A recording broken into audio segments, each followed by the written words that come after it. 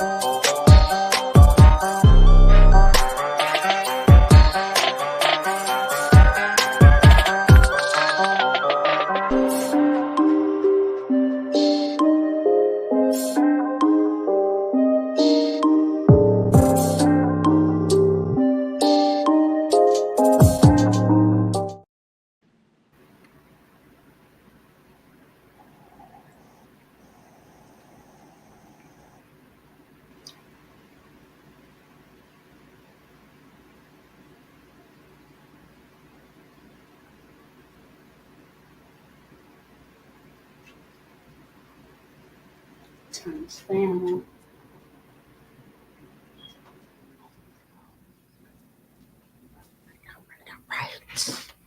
All right. Let's get to it. Peace and love. What up, though? What it do?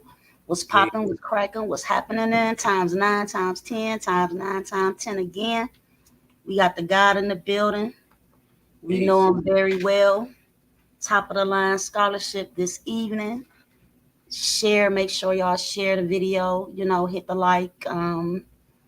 Put the comments in the chat. You know what I'm saying? And we gonna go in. This is fairly easy because I know you just about as tired of the back and forth and us arguing with us about the obvious. Yep. The obvious is very obvious that everywhere you go, when you look into what antiquity or ancient times, you see these woolly-headed, melanated people, right? That's right. So, the grievances amongst us and our Pan-African brothers and sisters and many others concerning who is the original or Aboriginal or Autochthonous Indigenous Americans, and them saying, well, it's not us. We weren't here Mhm. prior to 1492. And anytime they see any remnants, of our ancestors here, they Mhm. say that, if we weren't here before 1492, you basically saying that those people are slaves. You Right. understand that they were born here, whether even if you wanted to use the word indent up under indentured servitude. I mean, although we don't see that, No. a lot when we look into, and then the census records is only going to go back so far. Like I keep telling the people, Hmm. um, they recorded, some things, but not everything, especially when it came to us. But they documented enough things and put enough things on the record to leave trails to get us to where we are now. In combination with the oral tradition of our parents and grandparents giving us our oral history, as well as records and documents, whether we're talking about um, marriage certificates and records like that within the church, or what do you call that when they used to keep the records in the Bibles? As Baptismal, far as, baptismal certificates.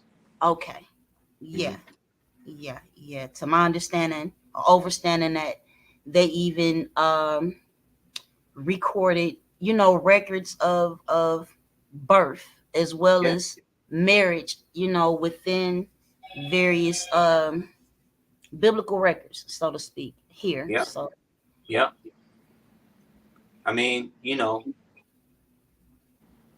people want to always date things by almost by like their lifetime, and our people never looked at history in that in forms of like their own lifetime.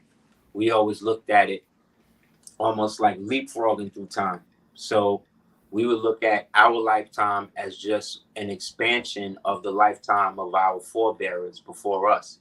So we today look at life in the terms of like year, day, seconds, days, months, years, decades, centuries, like that. Whereas our ancestors and them didn't really look at it like that. They looked at it from the perspective of the line, the time frame of the bloodline itself. You know what I'm saying?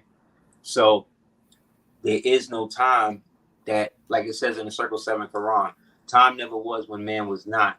For surely if there was a time that time began, then surely there would be a time that time would end. So because we never looked at time as a deference of progress, or time as us being dependent on time for progress, we were able to expand through all of the different timelines that existed. Like right now, we're in I'm in a Eastern Standard Time Zone. You know what I mean? People in the West Coast are in the Pacific Standard Times, Pacific Central Time Zone. People in Greenwich, England is in the Greenwich Time Zone. People in, you understand what I'm saying? So you got all these competing timelines that exist simultaneously, yet your perspective or our perspective is based upon the one that we inhabit in our prime reality, which is the moment that we're in. So nothing really exists past the actual moment that we occupy. And that moment, after it's gone, is technically history. You see what I'm saying? The moment that has yet to come is technically the future. You dig? So we're constantly basing our time on people that have a finite understanding of time. That's why they want to try to get into deeper science and deeper like alternative, what they call multiversal technology, to be able to find ways to insert themselves in a timeline in which we don't exist, but there isn't one. You dig what I'm saying? Like we exist in such a perpetual state of existence that existence can't exist without us, because we are the physical representation of time, space, matter. You see what I'm saying? All conjoined into what we perceive as thought made physical, which we call reality. So because we have been under the occupation of finite beings for let's say for the past 225 years, we have a tendency to take for granted how our actual selves are immortal. You see what I'm saying? Because we're always basing what we are on what somebody has told us we are and what we have decided we are based upon being told. However, just like it says in the Circle 7, man knows not from being told. You see what I'm saying? It also says that the finite cannot grasp the thought of the infinite. Therefore, when we in our waking life try to expand into areas that we think we don't exist in, then those areas cease to be accessible to us. You see what I'm saying? So that's like some people feel like, oh, well, I can't go into this room because there's nothing but white people here, or it's nothing but Asian people here, or it's nothing but this people here. You know what I'm saying? However, our people was such that we always made the geographic location relative to us instead of us becoming relative to it. So the false inferior mind state that they've imposed or we've allowed to be imposed on ourselves has given the other people a false sense of superiority, while it's giving us a false sense of inferiority. And so because, like I said, everybody wants to date themselves based upon what they perceive as their root ancestry. They'll pick one ancestor over the other. You know what I'm saying? So basically they picking the slave side, or what they perceive as the slave side, as that's the dominant side, as which that's who they only are. So that's all they see themselves as. You understand what I'm saying? So they perceive themselves as, let's say, American Indian, like TP, squatter type, you know what I'm saying, thing. So when they don't see themselves phenotypically as that, that's all they see. So if they don't see themselves as that, they have to then defer to what they were told. So they would defer to now being told that, oh, well, we brought you all over here as slaves from another country. But the very word that they're using to describe that, the word slave, means everybody that's not melanated. There's nobody that's melanated today that has Slovenian or Slovakian ancestry. You're never going to find that. You dig? And even when you do, you will have to go back before, when Europa was Western Asia, and you're going back to people called the Scythians or the Mughals, or the what they call today the Black Tartars or the Tartarians and shit like that. You see what I'm saying? But they don't want to deal with that. They want to only deal with the colorable title that allows them to have jurisdiction over you. And that really has nothing to do with the so-called white man or the so-called European no more. That's our people imposing that shackle on each other. So they so instead of set tripping with colors and gangs, they now set tripping with consciousness and knowledge and shit. Now they want to be like, oh, well, you know, I'm Cherokee. But the term Cherokee didn't exist until after the 5 civilized tribes was established. And those were all of the people who decided to go away from the Tsalagi, right? Or the Chaladalagi, right? Who then took the English version of that, because now they were in league with the English against their own people. And they adopted the corporate name Cherokee that allowed them to maintain whatever land under this new occupational government. Meanwhile, everybody that was still rocking with the Chaladalagi or the Tsalagi, right? Them people, they now was now at war with the so-called Cherokees and these people. That's why they referred to those tribes that had the English sounding pronunciation as civilized, because they were the ones who agreed to go along with the occupational government and essentially go along with Reconstruction, which basically reconstructed everybody's perception of what the country and the world was up until that time.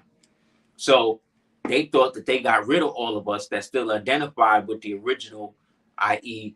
ancient Mauritanian or Moorish pronunciation and cultural identity with that. They thought they got rid of all of us. You see what I'm saying? That's why they're so mad that we still here and we still saying the same thing and basically calling them out. So at the same time, they want to try to guilt us into, they can't force us no more. So now they're trying to guilt us into a false nationality, into a false corporate identity. So that way they can feel more comfortable with the fact that their ancestors are the ones that help sell us out. You know what I mean?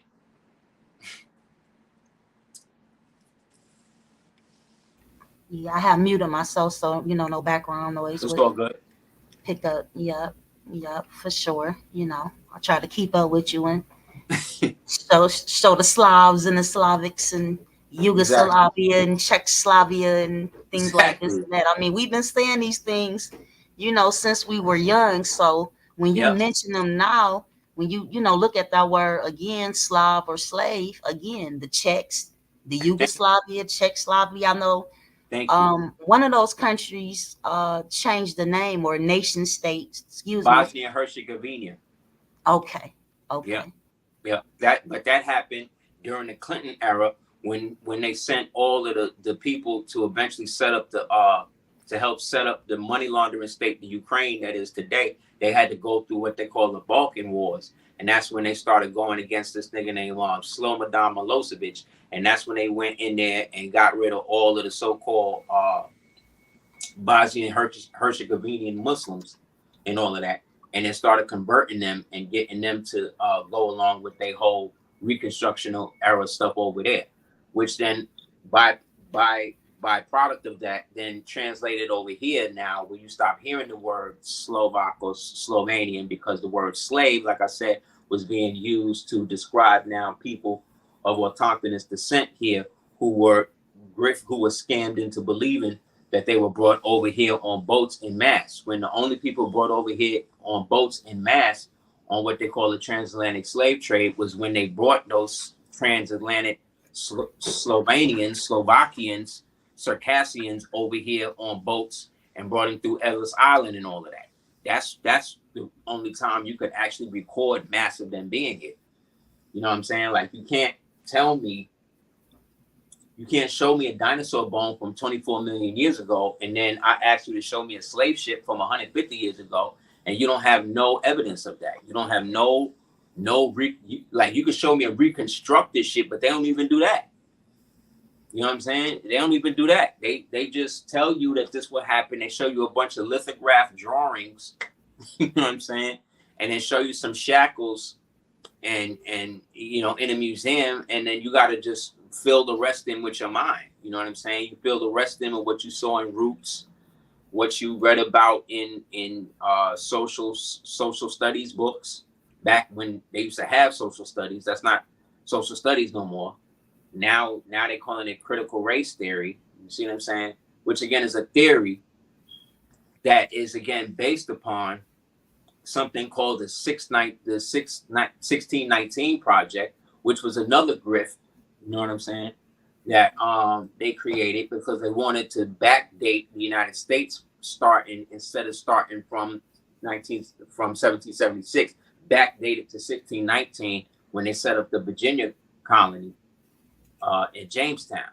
The Virginia Company at Jamestown, which again is another grift because these people make money off of the perpetual ignorance of the original people. You know what I mean? And everybody's in on it. You know what I'm saying? Except those of us that's saying the exact opposite, which is why they try to have so much vitriol and so much malice for those of us that's not going along with it, because we identify as being from the descendant of the Shi Amaru. You know what I'm saying? AKA the Amarukans, which in Berber, Libyan Latin means American, and we're the only people in the world that are encouraged to not identify with the land that we was born in. Like, why they keep doing that? Why is if I say I'm American, like you'll say where you're from. Like people will say, "Oh, where you from?" I'm from here. You know what I mean? No, I mean like, where's your ethnicity from? Like, what the hell does that mean? What, Brooklyn? Like, you know what I'm saying? Like, you want me to describe what Hausa, Fulani? Like, that was never taught to us. That started coming into our community after the Black Panthers had been broken down and the Pan-African movement had been slowed up here in the United States. And then all of those so-called revolutionary Panthers that wound up going to Harvard and all of these white schools after the sit-ins and all that stuff, they couldn't be revolutionary like that. So they went into the community, the school programs, to basically teach us about, Mother Africa, which is not bad. It's not a problem. It only became a problem when you started pitting one above the other.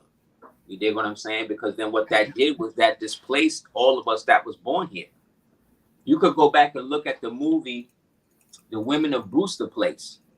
And there's a scene where Cicely Tyson is talking to Robin Givens, and Cicely Tyson is like, "Yo, it just really bugged me out that you decided to get rid of your natural name to pick up this African name when your ancestry goes back to one of the earliest clans and nations that was here, the Algonquin nation that was here, and you was the daughter, you was the descendant of a queen of the Algonquin nation, but you decided that wasn't good enough, that you needed to go and assign yourself an African name.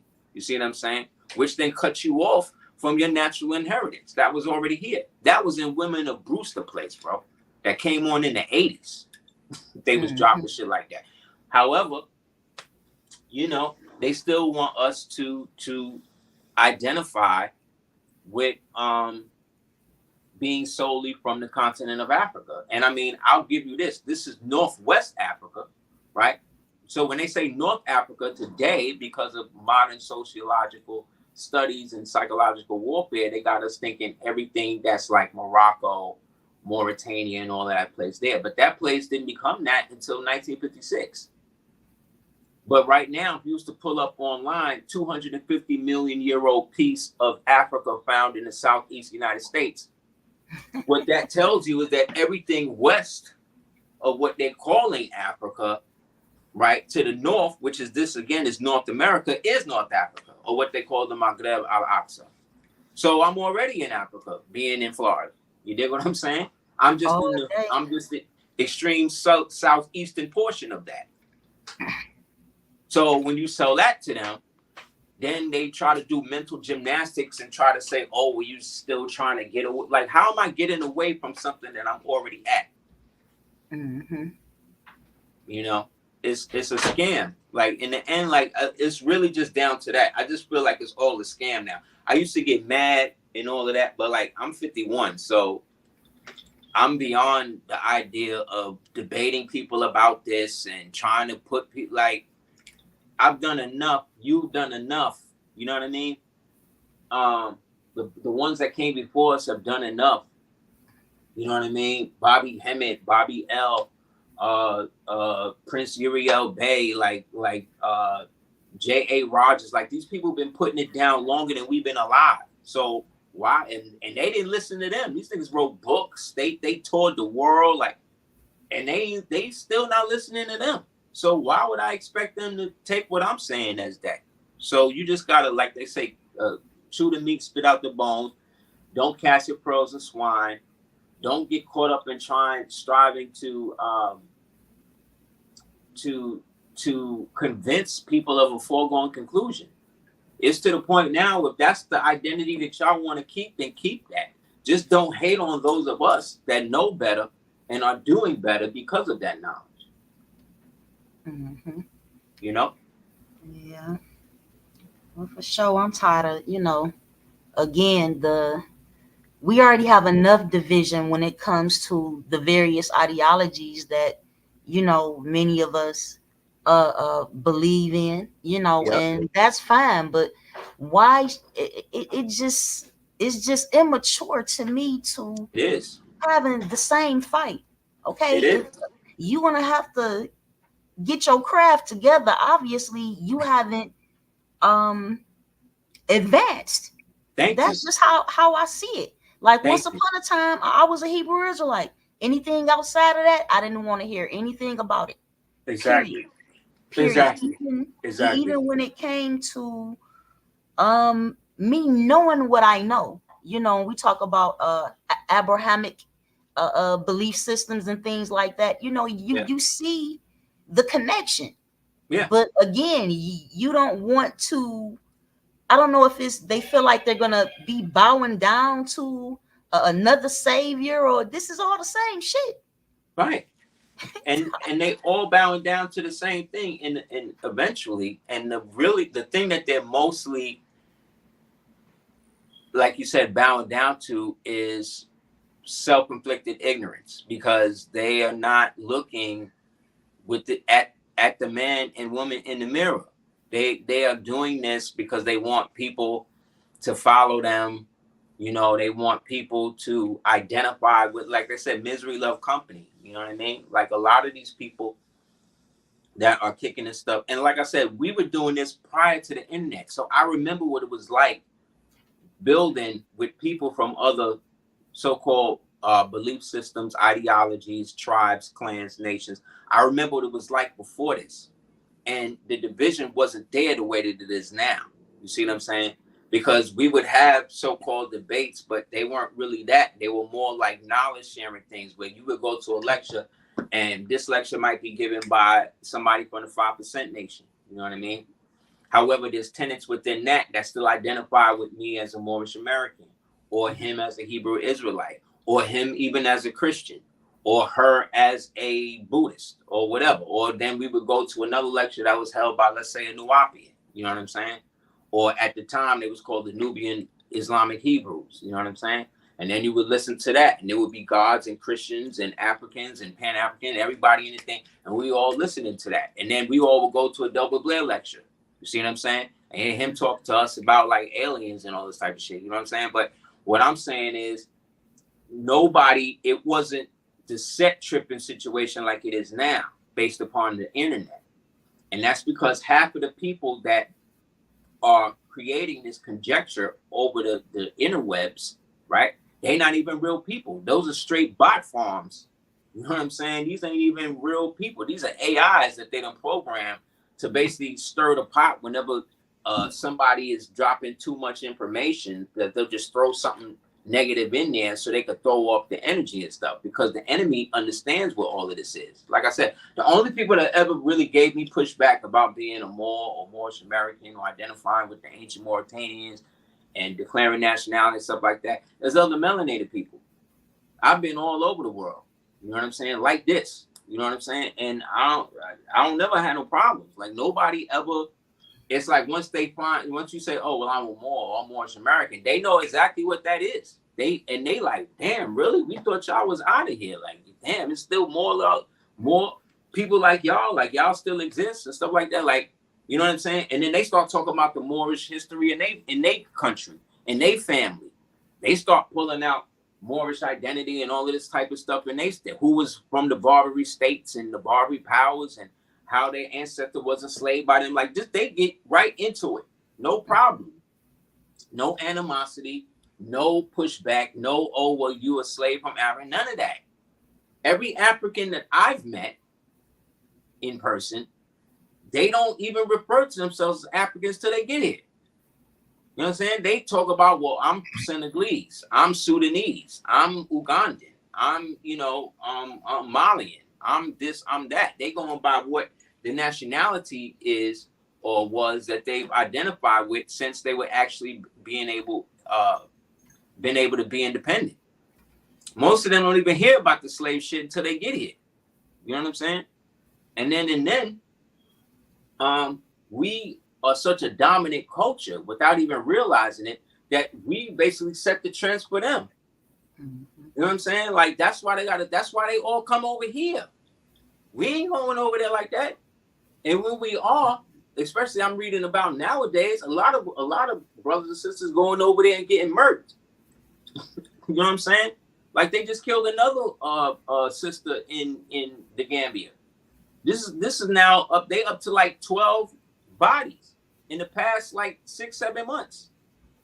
You know what I'm saying? Because again, a lot of us is going over there with this mentality that we're going home and all of that, but they don't see us as long lost brothers and sisters. They see us as foreigners. They see us as money because we live in the greatest country in the world.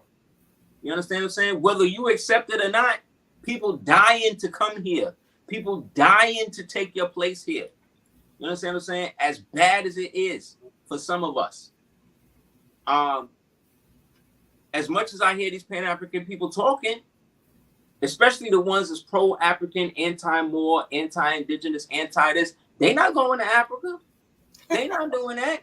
They talking all of that shit from their apartment in Detroit, in the D, or in New York, or in California, or wherever they at. They not saving up their coins to go and move over there and be adopted back into the Fulani or the Hausa or whoever they think they come from. And again, like I'm reading it, like you can go back online and check it yourself. Like it's not a cakewalk going back over there to live like that. You know what I'm saying? Because that's not necessarily where you from. You might have some of those people, let's say, in your ancestral line. You know what I'm saying? However, your family are those in which your immediate generations reside. And that's most of us is over here like that. You dig? Like, unless your parents came over from Nigeria and then you like a first generation born so-called American and now you've adopted the thing, that means you still are Nigerian. You understand what I'm saying? You grew up here as an American. You were born here as an American on thing, but you have the ability to now go to another place. 90% of us don't have that. The only place I could be deported to is Brooklyn. You know what I'm saying? You know what I'm saying? The only place I could, you dig what I'm saying? Like, the only place my mother could be deported to from New York would be Louisiana. Like, that's how deep our roots here. And then they want us to believe, oh, well, the reason why I'm this color is because some white man came into my mother's line, my mother's descent line, and raped her. And now this is why I'm light skinned or brown skin or whatever. Like, come on, man. They done made y'all forget how genetics work. Like, you really think a dominant gene can be destroyed by a recessive? Yeah. Like, come on, man. Like, that Nation of Gods on Earth taught us that.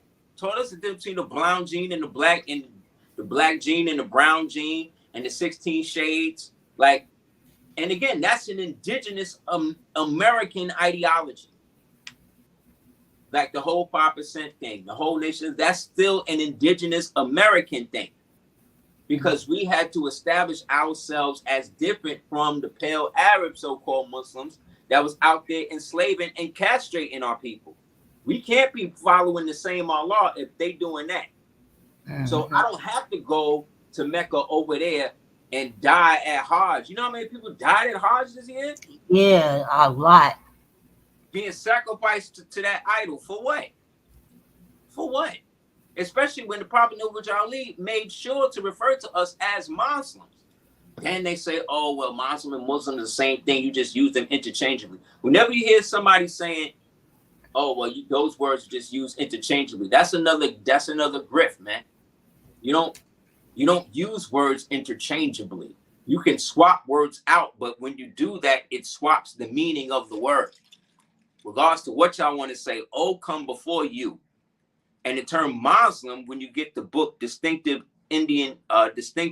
American Indian Names of the Southeast, Muslim is an ancient Algonquin Delaware word, which means ancient title or landholder or fiefdom holder. Just like the ancient Turkic word is Moselem, Moselem, which again means the same thing. But remember, that place didn't become Turkey until like 18 something. Most of our great grandmothers is older than all of the African nations. You dig? Like, so if we are meant to believe that we come from somebody else, then that means that the people we come from should have record of us being from them. And how come no African nations have provided that yet? How come y'all always going to the white man for the reparations when the white man allegedly bought y'all from the African man? How come y'all ain't going to the African nations for the reparations? How come y'all ain't doing that? Oh, well, Ghana's giving out free visas and all that. Cool, but then I'm watching online and they talk about the Ghanaian people over there, and they stay saying what I'm saying. Don't come over here thinking that it's one way when it's really the other. You know what I'm saying? And a lot of these so-called African nations have received subsidies from the different deals that the United States got to still get money off of the blacks that move over there through the AFRICOM system. Right now, the young Gen Z Kenyans is rebelling against this whole shit. Right now. Look at what happened in Burkina Faso. Burkina Faso in another 3 years is about to be a paradise.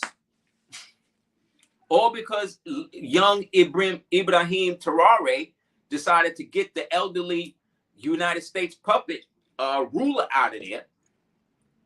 And now he's on track to basically make Burkina Faso, like I said, in basically a paradise in Africa.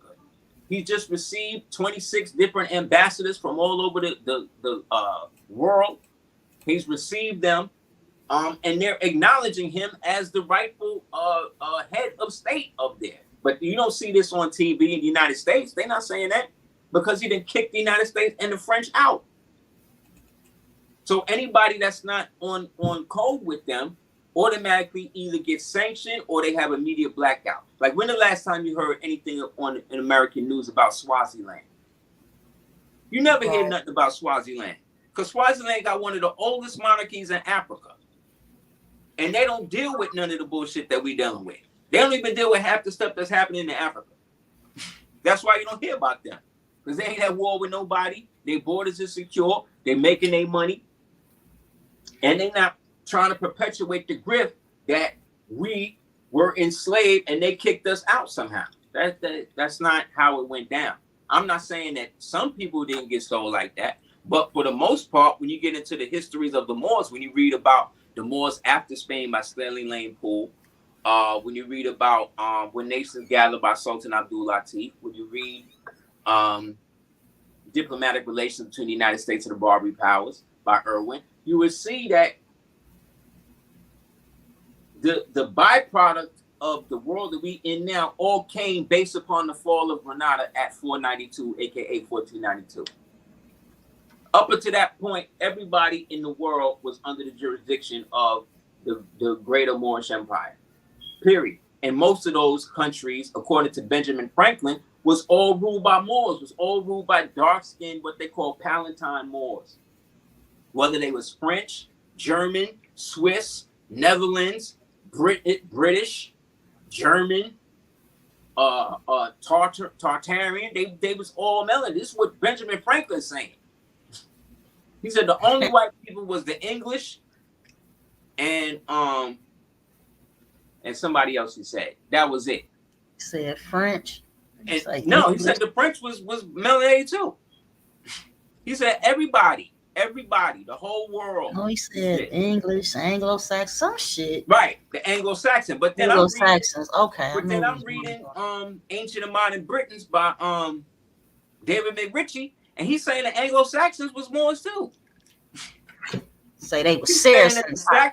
That Saxony and all of that shit was Moors too, because they was connected to Northern Umbria and them. And this is a white man saying this.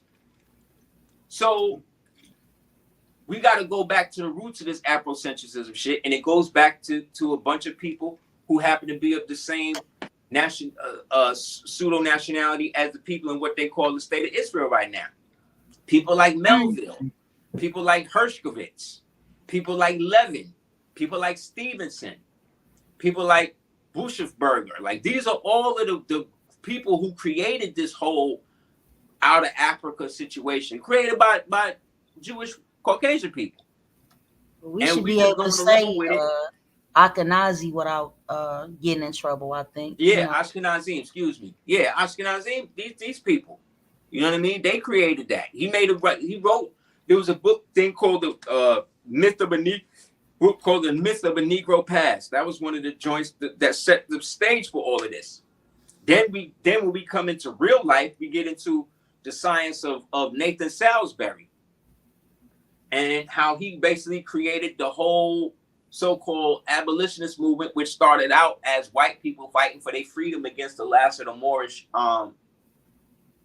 monarchies and so-called municipalities here in the so-called Americas, in which he created a whole stage show that traveled around the world where he had different actors acting the different roles that we eventually assumed and were taught were actually true. Then this translated into the Buffalo Bill Wild Wild West show, where they started getting all of these different actors and all of these Siberian Ashkenazim and other people and dressing them up in tail feathers and all of that, saying that this is Geronimo, this is Sitting Bull, this is this person, and none of that was true.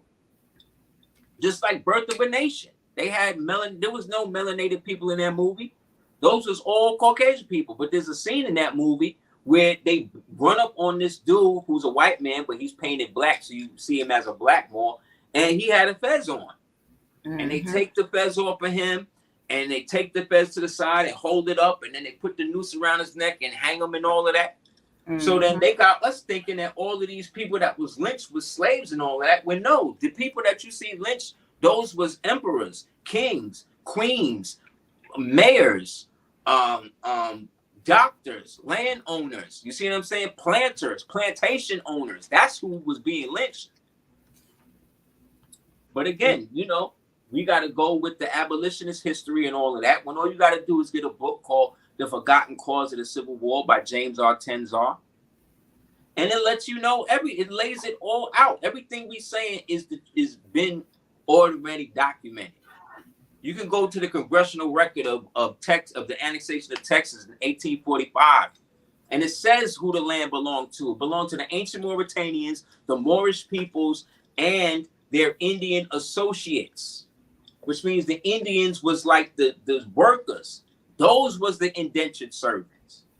Right, like what, Captain John, the white slave, and Yeah, Hawkins.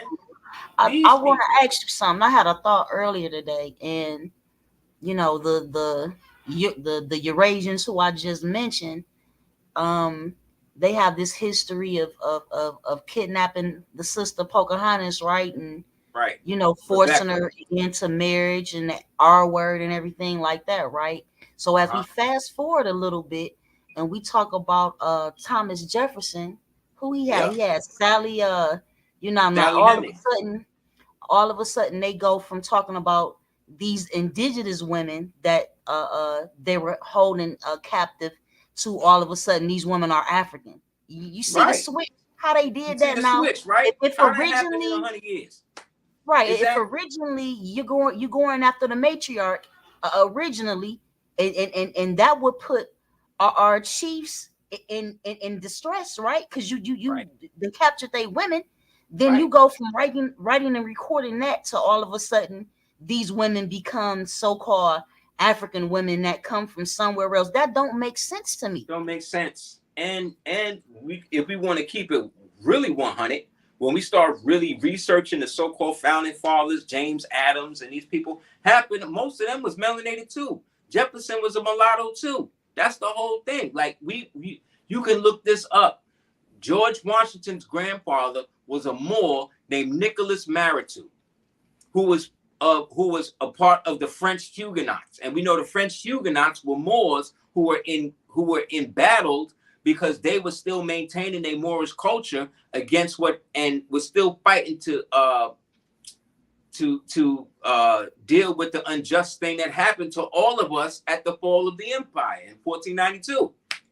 How is it that in the same year that Granada falls, Christopher Colon, another Hebrew Moor, comes over here at the behest of the Romans, right? Because remember, there was no Spain, there was no Europe, there was no France, there was no England. None of that existed at this time we're talking about. All of those were titles that were reinstated for those Roman territories that we're now back under the jurisdiction of that crown, of that Roman crown, and we're in league with what we'll call the Church of Rome. You understand? Like there was none of that. So how is it the same year that the empire fall, then he followed them and come right back over here at the heart of the empire where it's at, and then brought the war to us on our doorstep? That's the whole thing. We're looking at this thing from the perspective of the conqueror's history, instead of putting back the history based upon what we can actually piece together for ourselves. But again, the conqueror, he already know, because he didn't get this by himself. There's another book you could pull up called The Algonquin Conquest of the Mediterranean Region from 11,500. Showing you that the Algonquin people, aka the Carthaginians, the so-called Phoenicians, the so-called Western Numidians, the so-called Garamants, the Gaetulians, the Moorish Galliards, they recolonized it back over here at the end of that last ice age. It's a book written by a dude named Samuel Poe. And then they followed us back over here. That's the whole thing. The slavery thing go in reverse. But again, we're getting it from the perspective of liars like Alex Haley, who basically died, and the copyright of Roots didn't go to him and went to the white man that he plagiarized that from. I mean, that basically gave him the story. And then he also plagiarized that from another book that was written by an African brother called The African. These are facts. This is not conjecture, conspiracy theory, or whatever. This is what happened. And the problem is, because it's people like me or you speaking of this, and I happen to wear this on my crown or whatever, and they see this as something that was given to them because they got a bunch of Freemasons in their family that have been hiding the secrets and all of that, who probably don't even know their damn self, but is walking around here acting, impersonating their ancestors instead of being them. They want to disavow it. You see what I'm saying? Because like Elijah Muhammad, like the prophet said, if only I could get you to think. You know what I'm saying? They don't want to do that. They want somebody to tell them what to do. They want somebody to give them a check. You know what I'm saying? They want somebody to pay for what happened to them. When the people that got you into this is people who look exactly like you, and you're repeating the same thing that they did by going against your common sense and trying to fight with people who are not your enemy. You know what I'm saying? I'm tired of people always trying to make the white man, like the white man came over here with 3 ships and he was able to wipe out 100 million people. Like, y'all believe that? Y'all really believe that? So he got to be your God. They want to say they eliminated all the Taino, all the Iraq. Then why they still there? Like, it make no sense. Then why there's still melanated people in Jamaica? They got everybody in Jamaica thinking they all came over here from West Africa as slaves. Like, okay, if that's what y'all want to believe or whatever, but quit. But if, let's say if Harriet Tubman, let's say she was born a slave, let's say she was from Africa, then how she know how to move up and down the East Coast in states that she was even born in? How she knew how to flip it all like that? Exactly. How is it that we have all of these underground tunnels and underground caverns and cities and stuff that she was basically manipulating her way through? Who told her about that? Them tunnels exist all up here. That's in what Detroit. The Underground Railroad was. I'll take you straight to Canada. These That's are what it ancient. was. These are It ancient was a real structures. railroad. These aren't new structures. That's what I'm saying. It was a real railroad, but they don't want to deal with that. They that's a conspiracy. How is it not real when you could pull up right now ancient cavern systems throughout the East Coast of the United States? You'll see masses. You'll see whole maps of them. How she knew about that? How did Stagecoach Mary, if she was an African slave and she was the first so-called postwoman for the United States, how she knew how to get in around to all these different states to deliver the mail? How she knew everybody's address? How, you know what I'm saying? Like, common sense. How is it that you've been at war? How is it they enslaved you for 400 years, but the country only 224 years old? How's that work? How does any of this stuff make sense to y'all?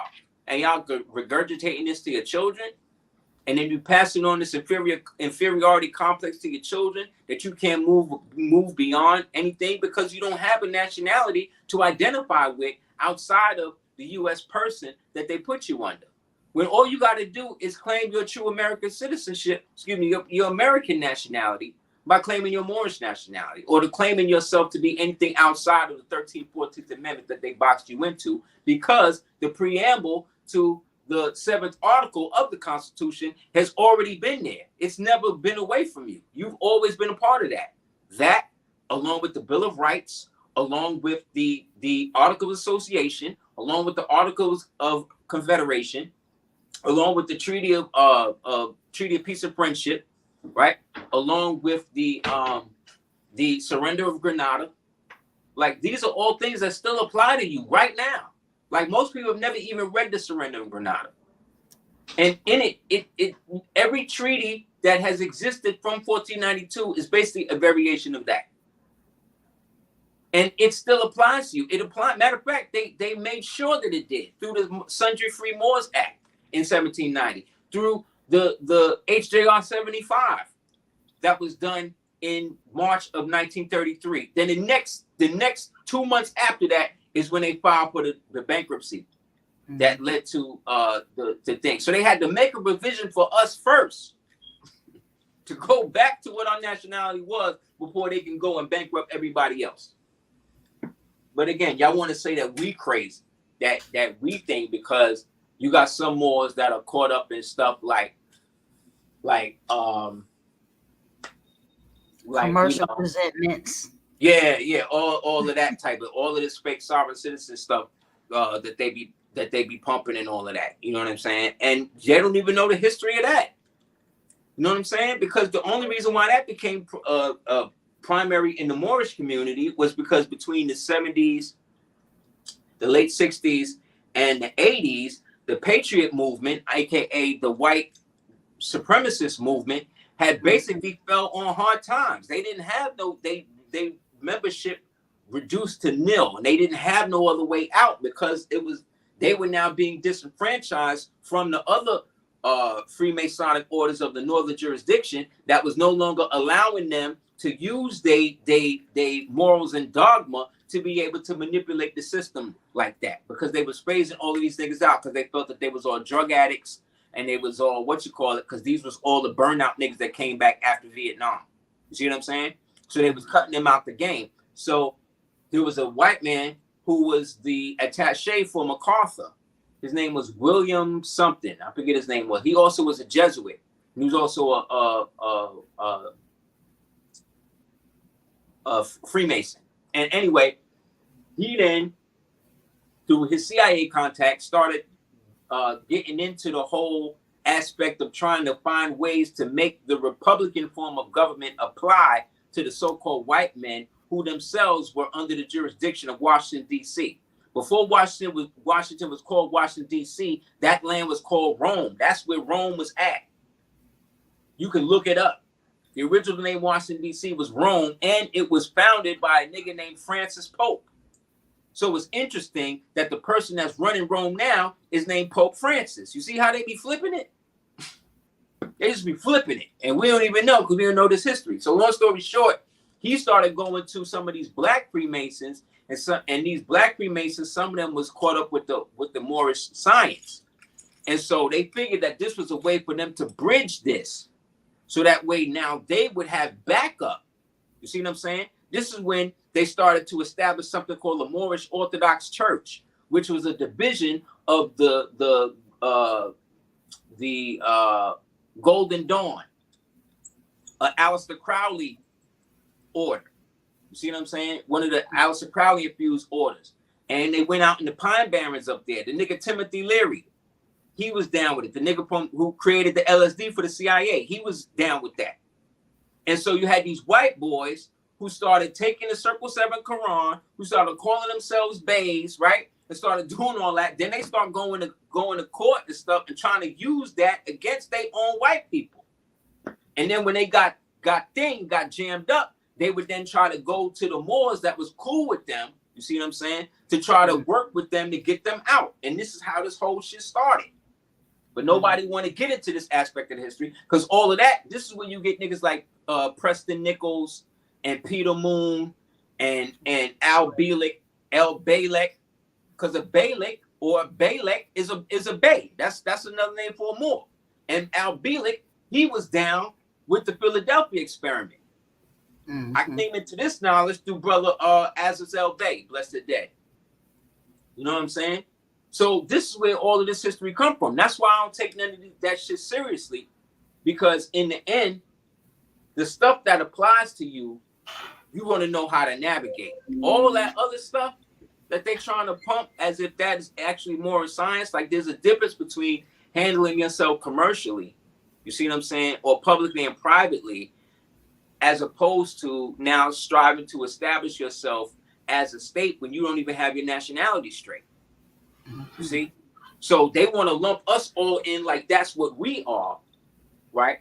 When that is not even 1% of the actual divine and national movement. That really has nothing to do with it. Our rights, our unalienable rights was established a millennia before this.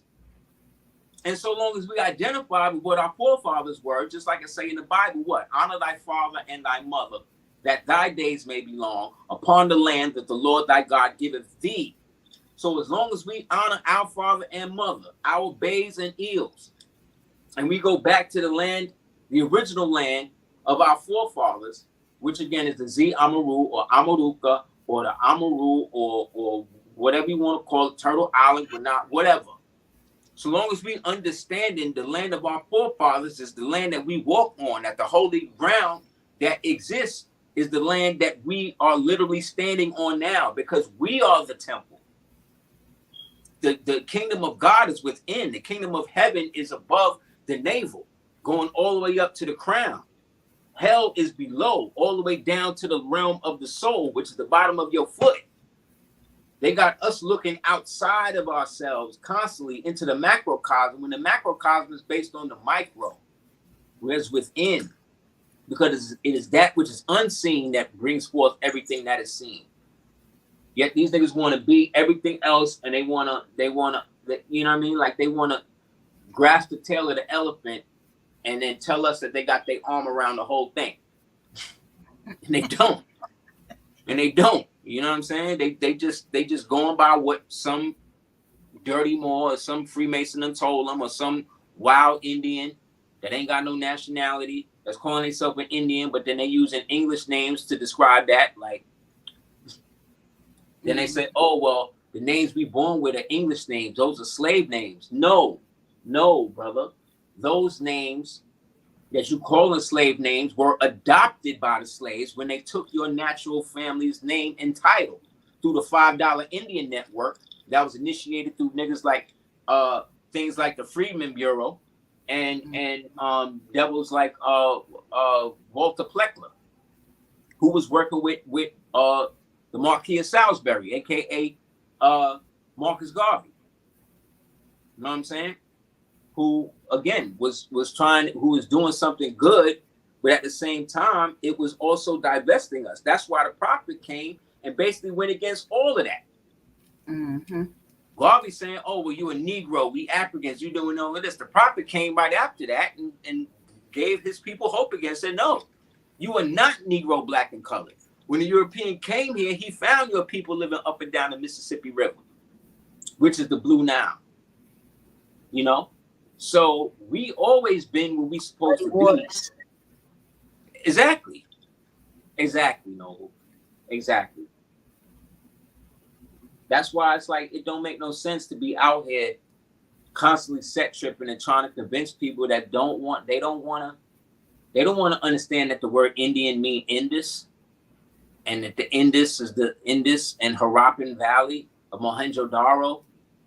They don't even know the history of what happened in Mohenjo-Daro. Mohenjo-Daro was one of the first places in ancient times that went through a nuclear war. They still got glass bodies out there. When the bomb was dropped, everybody turned to glass. The bodies is still there. And when they look at the skulls of these people, what they look like? Us. You know what I'm saying? Like we're just We're just ill-informed because we're being willfully ignorant. And me being proud of the country that I'm from doesn't mean that I condone all of the tomfoolery that goes on within it. You dig? But I'm not going to blame the land Exactly. for Exactly. the crops not growing.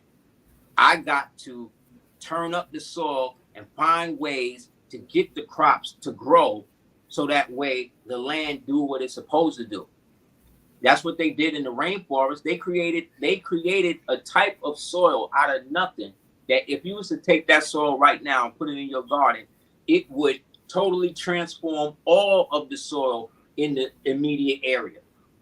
And you'll be able to grow whatever you want. They were doing this in the rainforest. I forget the type of, I think it's called terracotta or terra something. But yeah, you don't blame the land. You don't blame the what they say, blame it on the rain. Like, you don't do that. You got to work with what you're given. We were given this land for a reason. We was born here for a reason.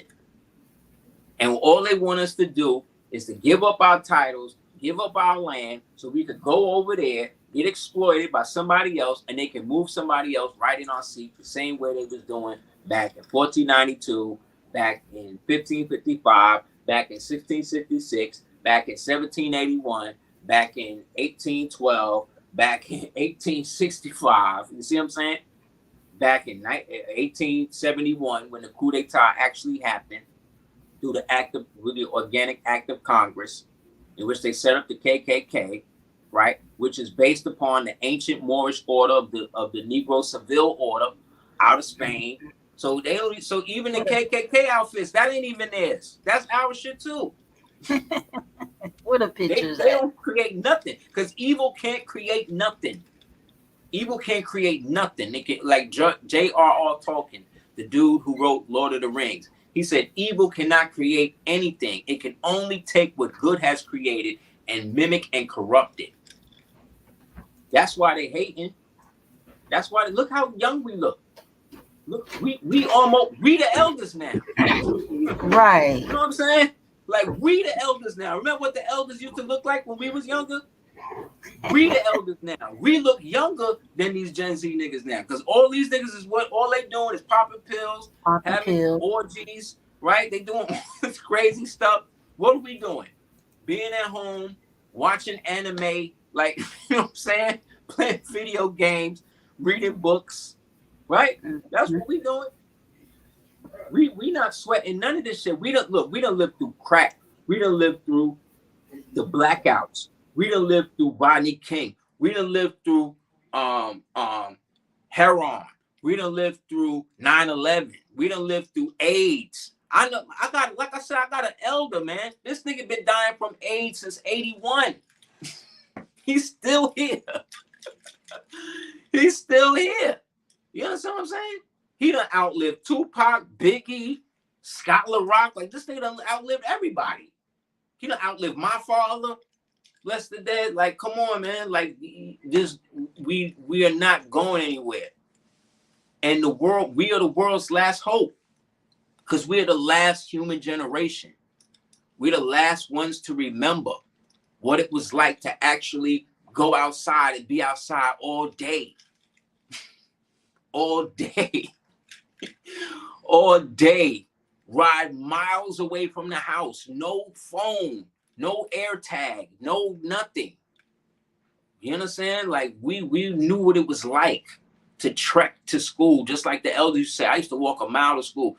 I used to have to get on the train at like 12, all the way up into Manhattan, which is like 45, almost an hour away from my house every day.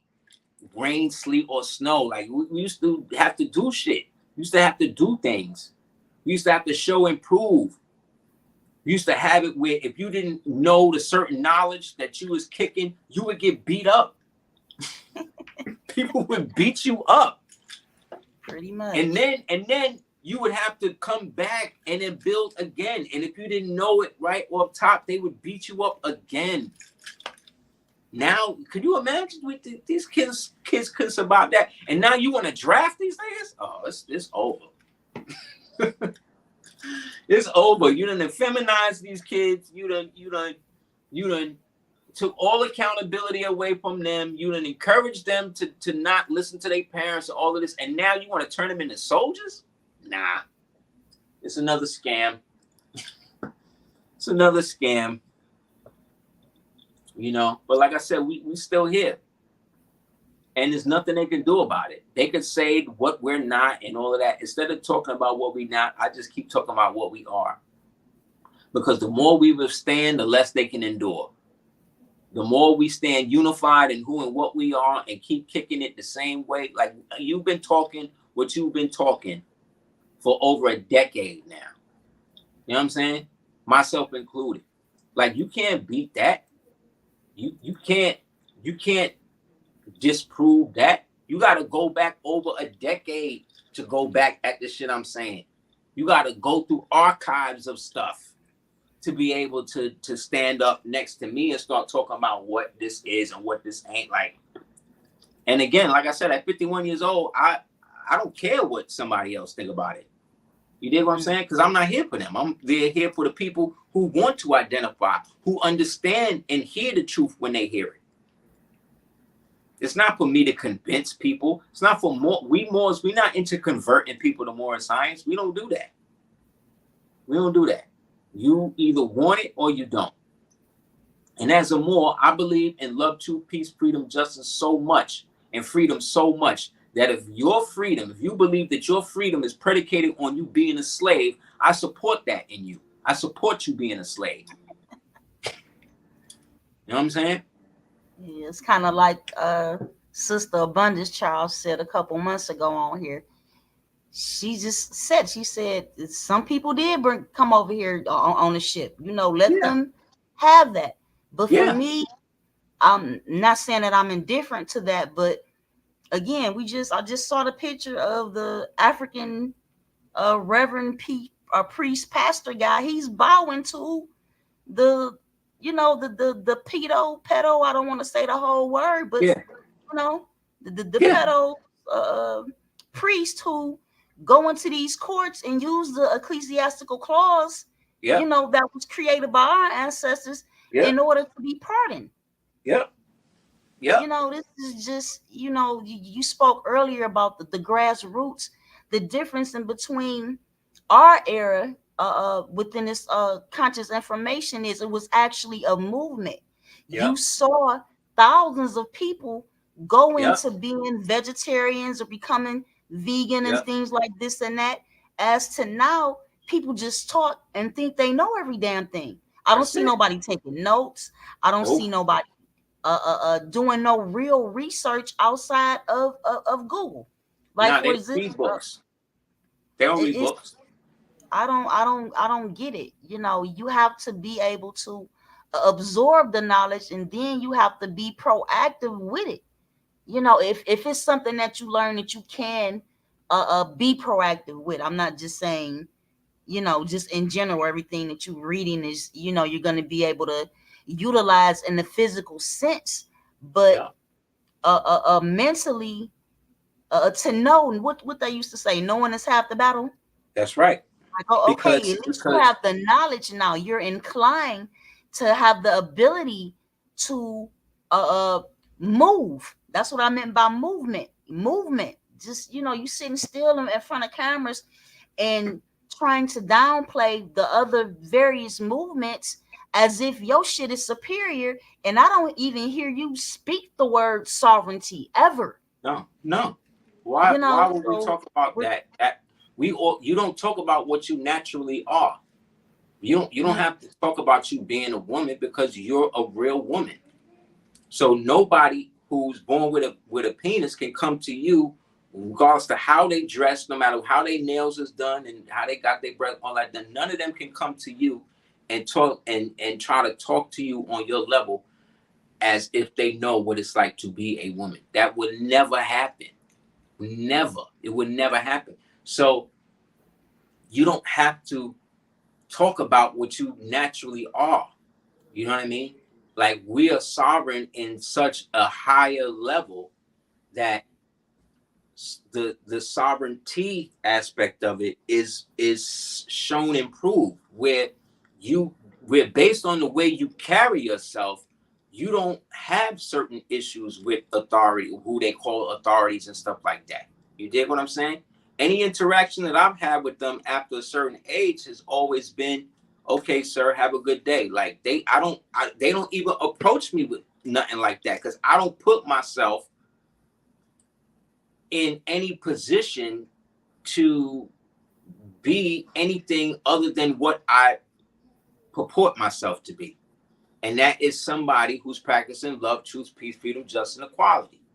And therefore, as a Moorish American, i.e. a Moor, i.e. an ancient Mauritanian, i.e. an ancient Tsalagian or Mississippian or Ouachitayan, right? Or Panahasawayan, right? I don't have to constantly go outside myself to show other people what it is. Like they're gonna see that on you. They're gonna vibrate, and they're gonna see that how you move is not like how all the rest of these people is moving.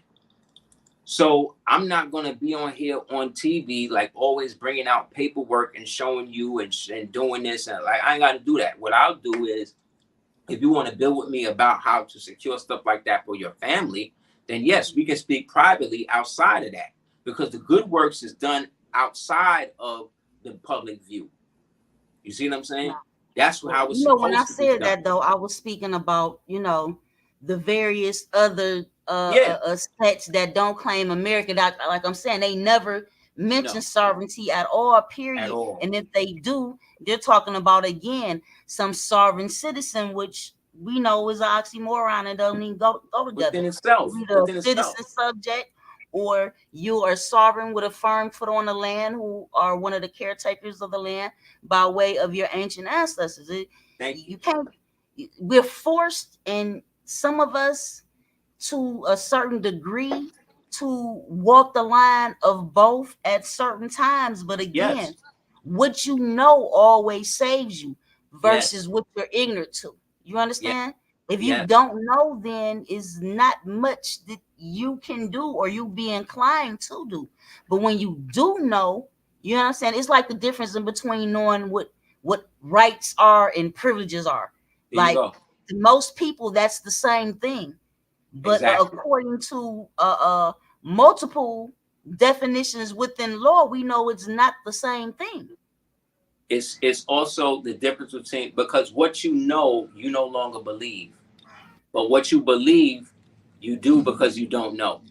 So you know your parents. You know what you like. You don't believe your parent. You don't believe you know your parents. You see what I'm saying? You either know them or you don't. Right? The only way you don't know them is if you weren't born with them or you had some sort of a strange relationship. You know what I mean? You know that the sun is going to come up every day. You don't believe that it's going to do that because you've never seen it not happen.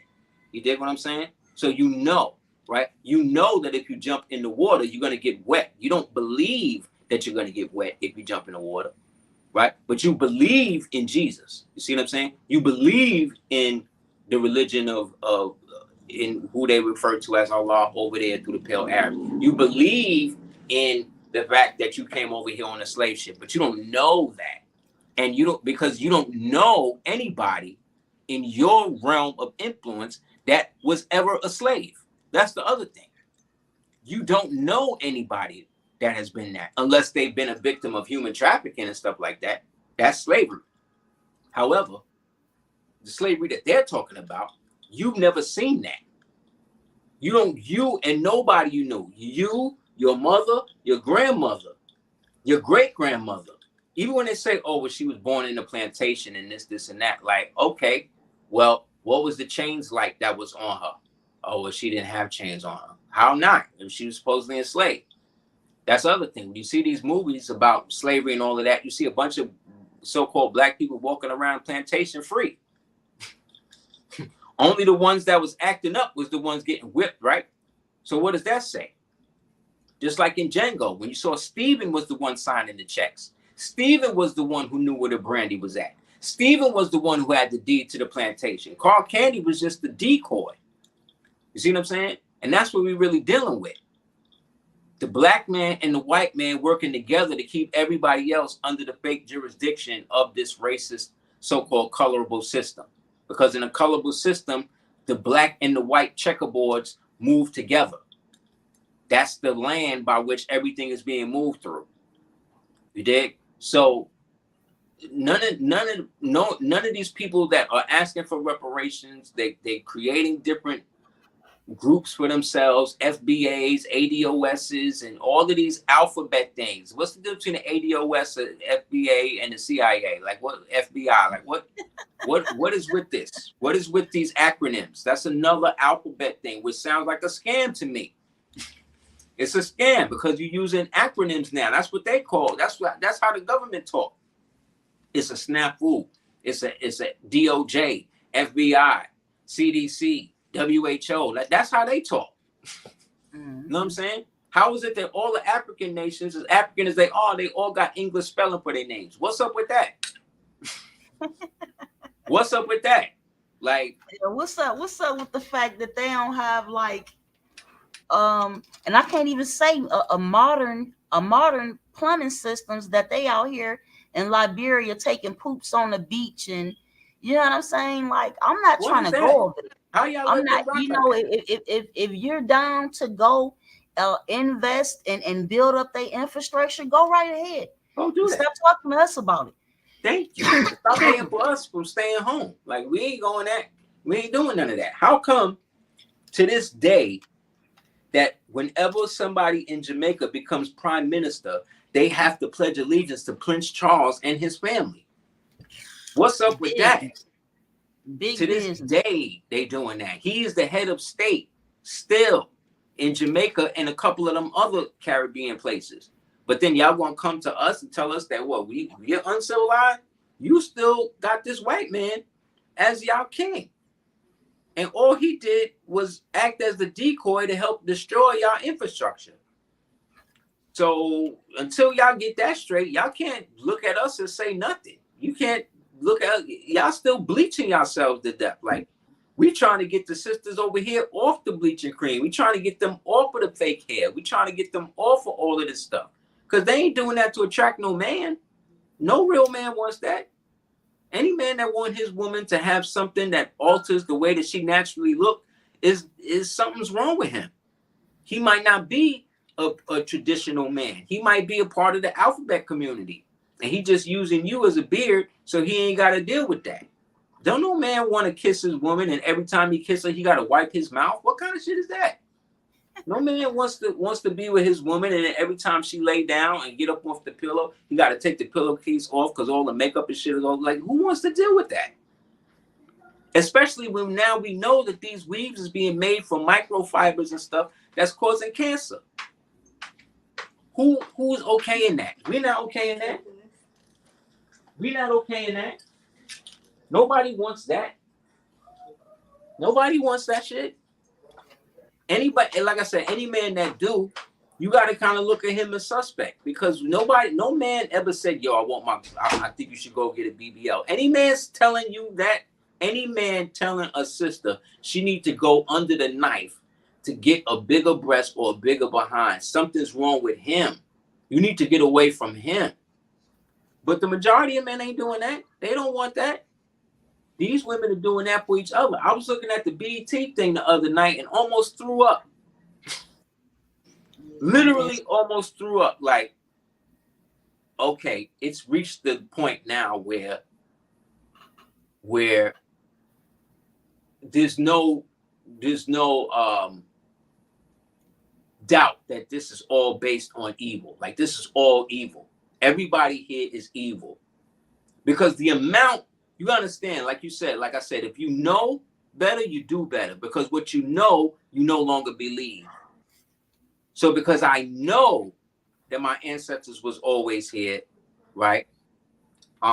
and weren't imported as some sort of African slave or whatever, that they weren't actually slaves, they were enslaved POWs. POWs, yeah. I no longer believe the lies given to me about that. So when I looked at the BET thing, I realized that the amount of energy that goes into performing and being that ignorant all the time, you understand? That the amount of energy that it takes to be that ignorant, where every time somebody talks to you, you always acting outside of yourself, acting like a monkey or acting like something with no class, no decorum, no shame, no demure, no knowledge of yourself, where you do anything to such a degree that you'll do anything for money or anything for people to look at you, to the point where you will debase yourself to that level every time you go out, every time somebody see you.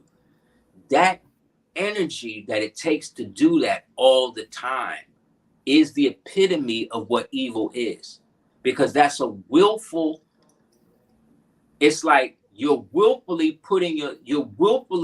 dragging yourself on the floor instead of standing upright and walking. You're willfully doing this every day in order for you to get accolades from people who actually despise you. See, I'm of the opinion that it's less ratchet women and stuff like that on the planet. It's actually less evil people like that on the planet than it is good. But what it is because evil control the media. And like they said in the movie Natural Born Killers, media is like the weather, but it's man-made weather. They're actually able to spread it like that's what it is everywhere. And it's actually a small fraction of the population that's actually like that. You see what I'm saying? And so they have convinced the original woman that she is so low that she can reach the heights of society so long as she keeps herself as a subservient, sexed up slave that has been sexed into submission, to the point that she no longer cares how her children see her, that she will give her children up to this beast to then follow the same direction, right? It's definitely the time when we have to divest, I think, from all aspects of that. And until because the men don't already checked out. Like most men that checked out altogether. This is the highest time. This is the only time in reality, they say in this reality, where the male virginity rate is like in the 70 percentiles now, almost 80 percentiles now. So that means that the women who are so promiscuous as having sex is basically having sex with the same people, which is why all these diseases perpetrated around the same areas. You see what I'm saying? Because like I said, most natural men have checked out to the point where they actually leave in the country to find wives in other countries. Think about that, man. I've thought about it. You know, you have to topple that with the indoctrination, you know, by way of what the doctrine of discovery and so on and so forth. You know, that plays a big part in it as well, because when you look in the church today, what you will see is a bunch of sinners and ex-dope fiends and so on and so forth. And again, Jehovah Zeus or Jupiter Zeus forgives all. You can do whatever and go, you know, and be a Cretan or a Christian, so to speak. So I know that plays a large part too.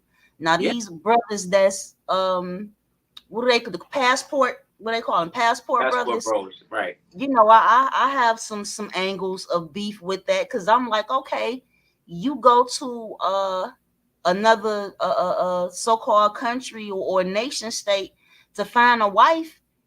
She may be submissive in various ways, but you can't listen to Run DMC with her. No, you know what I'm saying? No, You can't look at Fraggle Rock and no, Thriller, you know, no. with They're her. not She going to not be able to gonna identify the comprehend that. same way. What they'll be I able think to do is cater. But see, not to cut your wisdom, my issue with them be this: like, okay, you want to do that. You find a woman who's submissive or who wants to be a wife.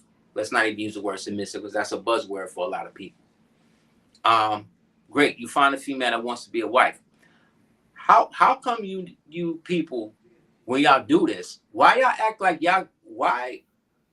like y'all still not on some colorist shit? Because you be going to these other countries getting these other women, but in these same countries you go to, they got dark-skinned women there. They got women that look like you there. That's just as beautiful, if not more beautiful, than the fair Blanquita ones that you be trying to come back with. How come you don't go get the dark Filipino? How come you don't go get the dark Italian chick? How come you don't go get the dark skin or the brown skin Japanese girl? How come you don't get the you know what I'm saying? The dark skin European girl? How come they always come back and you always come back with these chicks that obviously phenotypically ain't of your same ilk? That's my thing. Like, you can still get a foreign chick like that, but how come you don't get one that's of the same phenotype as you? Because they're there. You just not looking for them. This gives you your answer as to why you have a large percentage of melanated women who don't wear their natural hair. You understand? They're attracting those same men that you're talking about. That's so what I'm saying. Again, these may not be, and I hate to use the word alpha male, but again, obviously they're not, because they don't have that self-love that a man has to have to match a one, the type of woman that you're looking for. If you're running, right? You're running that from man, yourself. we have, these we to a degree, we all are dealing with a certain amount of trauma. And for us to be in denial about that trauma causes all of this friction as to where you don't want to be. You're fighting with yourself because you don't want to be yourself. You understand? Right. Now you want to create, as they paint the picture of us as so-called Black people now allegedly making up 12% of the nation's population, but again holding less than 2% of the nation's wealth. Who but wants then to doing be 50% of the crime. How does that work? How are we 12 to 13%, poverty, like you said, and then we doing 50% of the crime, but then we also, with the percentage that you say, like the numbers just don't add up. Like, it's obviously more of us than they saying, but they want to keep us capped between 12 and 13% because 12 and 13, those are two ritual numbers for them. You see what I'm saying? Meanwhile, they also saying that Caucasian people is basically dying out all over the world. So then when they say Hispanic, but like I said, most Hispanic people are actually melanated people. Those are melanated people too. Like, there's more dark-skinned Hispanics, right, in most of these countries than they're letting on, because they also have coloring. They're also dealing with racism. They also trying to keep their melanated populations under a certain percentile too, so that way they can give the face that the Julio Iglesias ones and the Mark Anthony ones is the dominant ones, when we know 100 years ago that wasn't even the case. 50 years ago, 70 years ago, that wasn't even the case. Because all of these ones that's the Blanquita Hispanians and all of that, they all got dark-skinned grandmothers. You understand what I'm saying? They all got the dark-skinned grandmothers that they hiding in the back. You know what I'm saying? And acting like that's not their abuela and all of that. And they fronting as well, because again, this is how they get off with it, because they're working to perpetuate the idea of the white supremacy shit too. And all I'm saying with the passport bros is, okay, great. You want the dark skin, you want a sister who's on it like that. Well, there's a plethora of beautiful chicks from Suriname, Madagascar, all these other nations and all of that would be wives and all of that to you, but you only want to seem to get the European ones, which then helps perpetuate the idea that all y'all do is really want white girls or light-skinned females or females that don't come off phenotypically the way that the sister is that was made for you here. And that don't make sense either.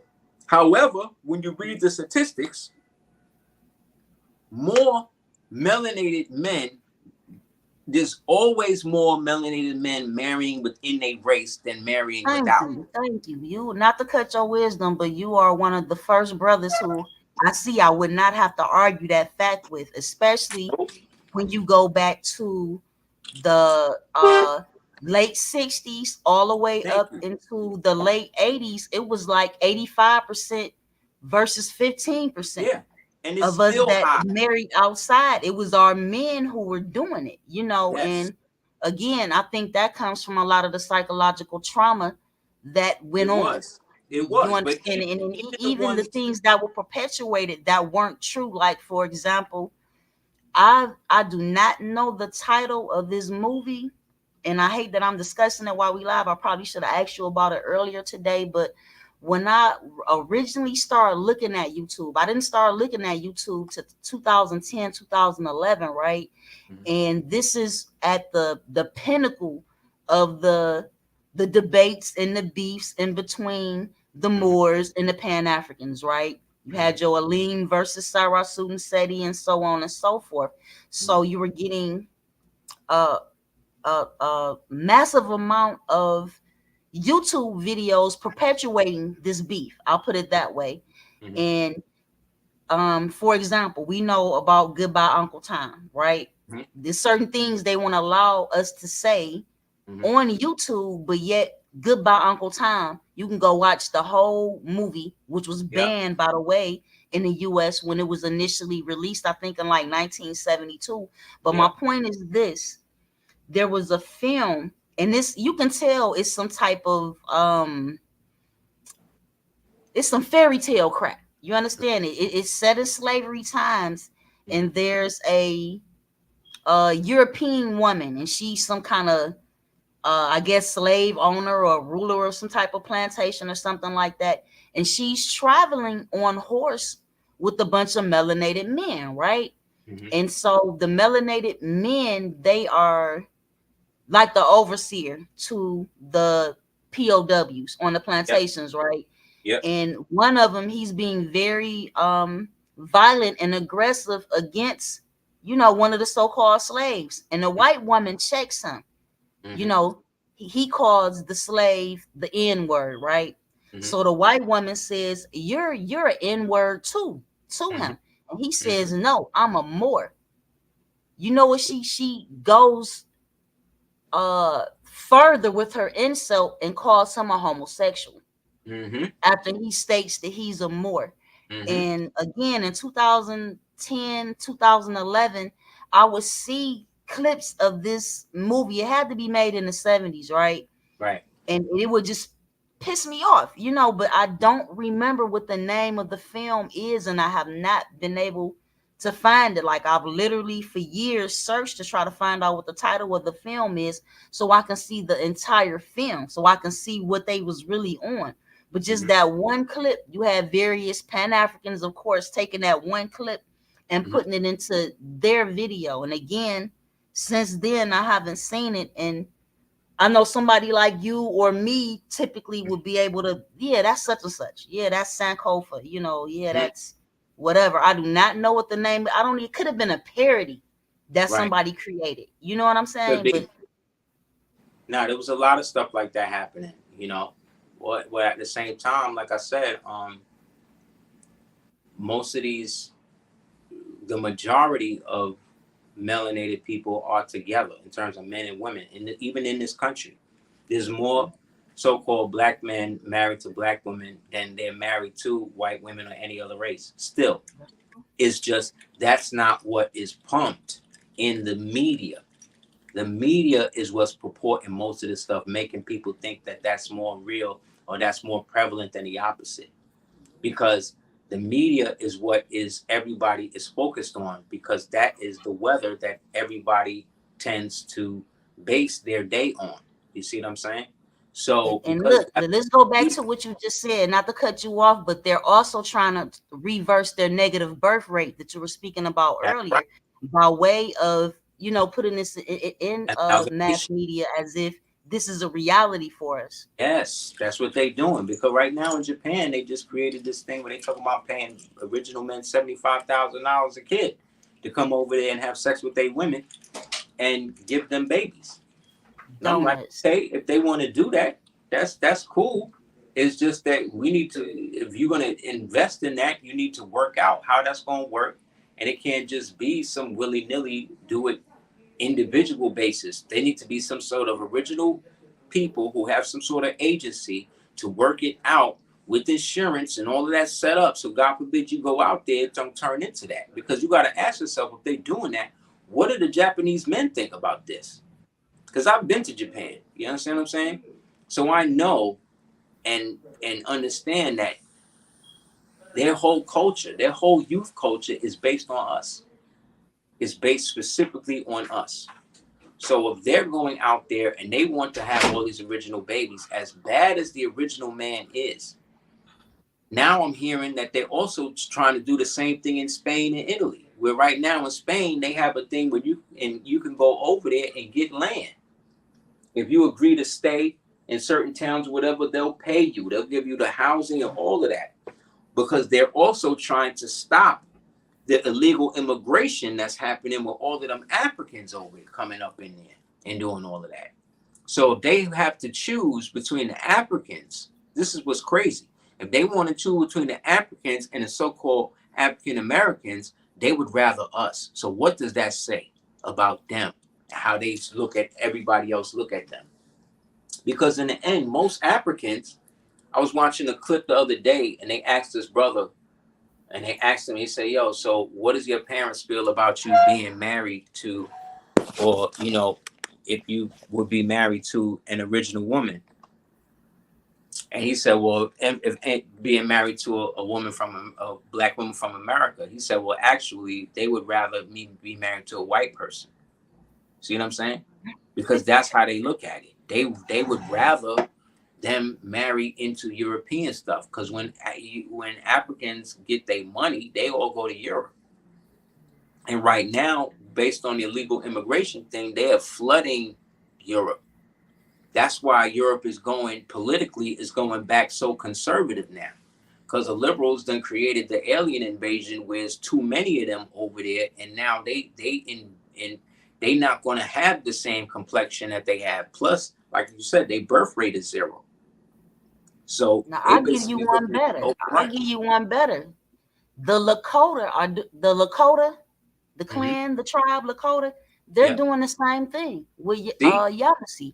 They're marrying in because they're trying to tie back into the vine and become original again. And they've been initiating this for at least, my son is 15 now. So I'll say for maybe 15, 16 years that I know about specifically. See, this is with Kyrie Irving. That's when I saw Kyrie Irving coming in with that. When they first brought him in, I started peeping that. And it was right around the time when the white men started moving in on their reservations and all of that. Because all them Siberians, they not from here. All of them, half of them is from China. They all from China. They all basically Chinese. So we got the papers. I done showed the videos in which it says that all of the Chinese women was being kidnapped and being brought over here as slaves and being passed off as Native American daughters, because they would marry them with the white Jewish men or whatever, and then they would have them, and then they would put them on the plantations after you put them on the land that they took from us, and they gave them the rights in terms of the tenant rights to reserve the land, and then fed them niggas alcohol, and then made them dependent on that, because all those Indian tribes are under the Indian Removal Act, and all of them are governmental agencies. All of them are governmental instrumentalities. That's what Cherokee is. That's what Seminole is when it comes to the federal recognized shit like that. The card carrying quantum blood niggas, all of them is government agencies. So that's why when I see these melanated people talking about they wild Indians and they this and they that, and how they got the land and they the tribes and all that, like that's cool. However, they don't never talk about the Shinnecock. Like that's one of the first powwows I went to. The Shinnecock out there with from set up by Paul Cuff, ODB's great ancestor. And all of them, they all melanated. And I would see how they would bring all the Mexican looking Indians, the Siberian ones, the white ones, how they would come to their powwow, and almost like treat them like they somehow was better than them because they was federally recognized. But the Shinnecox is the real ones. So my thing is like, if y'all really on it like that, and then again, I'm there as in Moorish habit and all of that, and still building with them on the reality of what they really are, and the fact that the reason why your so-called Indian great grandmother never told you about the Moors and all of that was because by the time she came in the game, the kill orders was out, and if they talked to them in any of the ancient Punica languages that was actually spoken by these so-called clans and tribes, they would kill them. So what the Moors started doing was creating things like the Dey-Twah society, or the false face society, or the group of the firekeepers, where there was always a firekeeper amongst the clan, and that is where the Moorish side of the clan was actually there. And it was only those people who were involved in that side of that would go to those sweat lodges and would go to those smoke sessions. You see what I'm saying? They would be the ones to get the true ancestry of that and then pass that down. But again, they don't know none of this, because half these niggas that's talking this Indian stuff, they ain't never been to no real powwow. They ain't never been to no sweat lodge. They ain't never created and built their own headdress and stuff like that. That's what I used to do. You know what I'm saying? And these are the things that they miss, because they're always looking at to what somebody else is saying as opposed to what they're not learning, because they don't put themselves in a position. Like I said, they choosing one ancestor over the other. Well, she never said that about it, so that wasn't the case. When I first got into Moorish science, I tell the story all the time. I grew up on the Pan-African stuff, coming up in hip hop, listening to PE and Public Enemy and Brand Nubian and Lakim Shabazz and all of the rest of these Moors. And then when I got the science of the Moors, I'm getting into all of that and seeing how all of that coincides. And then one day when I got my first fez, I went to my grandmother's house and came in the crib, and she looked at me wearing the feathers. She was like, "Oh, you a Moor now?" That shit blew me away. I was like, "What?" I was like, "You know what this is?" She said, "Yeah, I knew a lot of Bays and L's coming up." She said, "Yeah, your great uncle was cool with the Moors. This dude named Clarence Bay and all this." I'm like, "What?" I had to sit down. I'm like, "So how is it you was raising us Christian and all this shit? You knew all about this shit and all of that."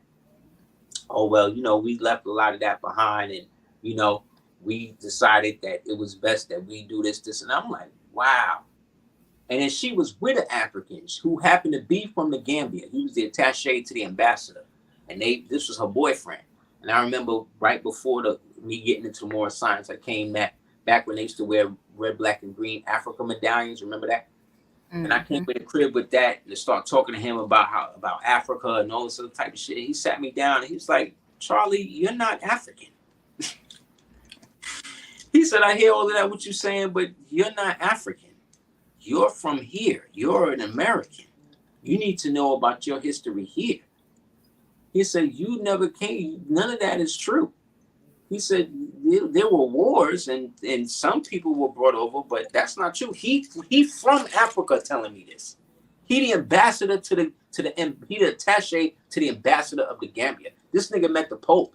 You know what I'm saying? And he in our crib in Brooklyn talking to me and putting me straight, and I'm fighting him.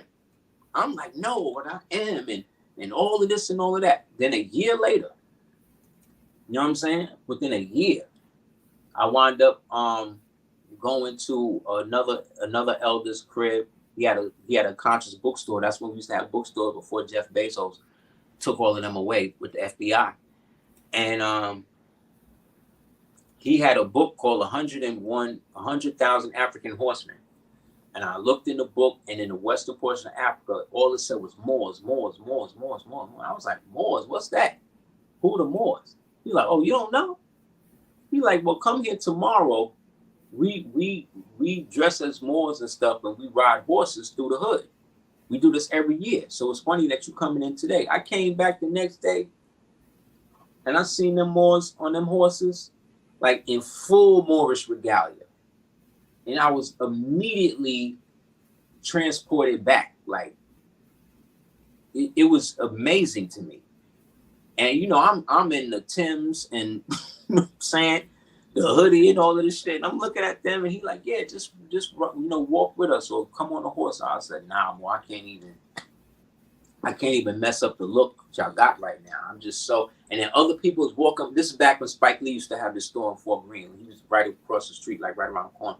So people was there with their cameras and asking it, you know what I'm saying, and just pointing. I'm looking at them ride these horses with the steed. He got the scimitar, he got the turban and the fez and the whole shit.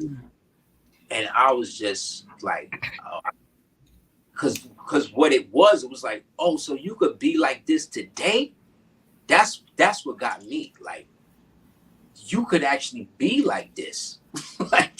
like today, like, to the point the police was riding and they like parted the way for them, where they was like escorting them, but like far away. So it was like they was in the middle and the police was like all behind to keep the traffic from fucking with the horses. And it's just about Bilal Muhammad, bless the day. And from that day on, I was like, oh, I got to find out about this. And it just sparked me, B. And from that day on, it was just really amazing to me that you could actually be what your ancestors were now. And then when I got to Circle 7 and started reading that, and then the prophet said, what your ancestors were then you are today, without any contradiction. And really seeing, and then started to see like all of those pictures of the Moors together, where each one of them was in them old pictures that you see of the temple and all them together. Like, they all was Moors, but they all was in their own regalia, yet they was all together. You understand what I'm saying? And it wasn't, it was African-esque, but it wasn't African. It was distinctly American to me. And that's when I started seeing it in everything. I started seeing old Bugs Bunny cartoons where he was in fezzes and turbans and all that. And then I looked at the way that they dressed and how the pale Arabs dressed. And the pale Arabs never dressed it like that. That's what made me also know that, oh, this was a distinctly Moorish identity.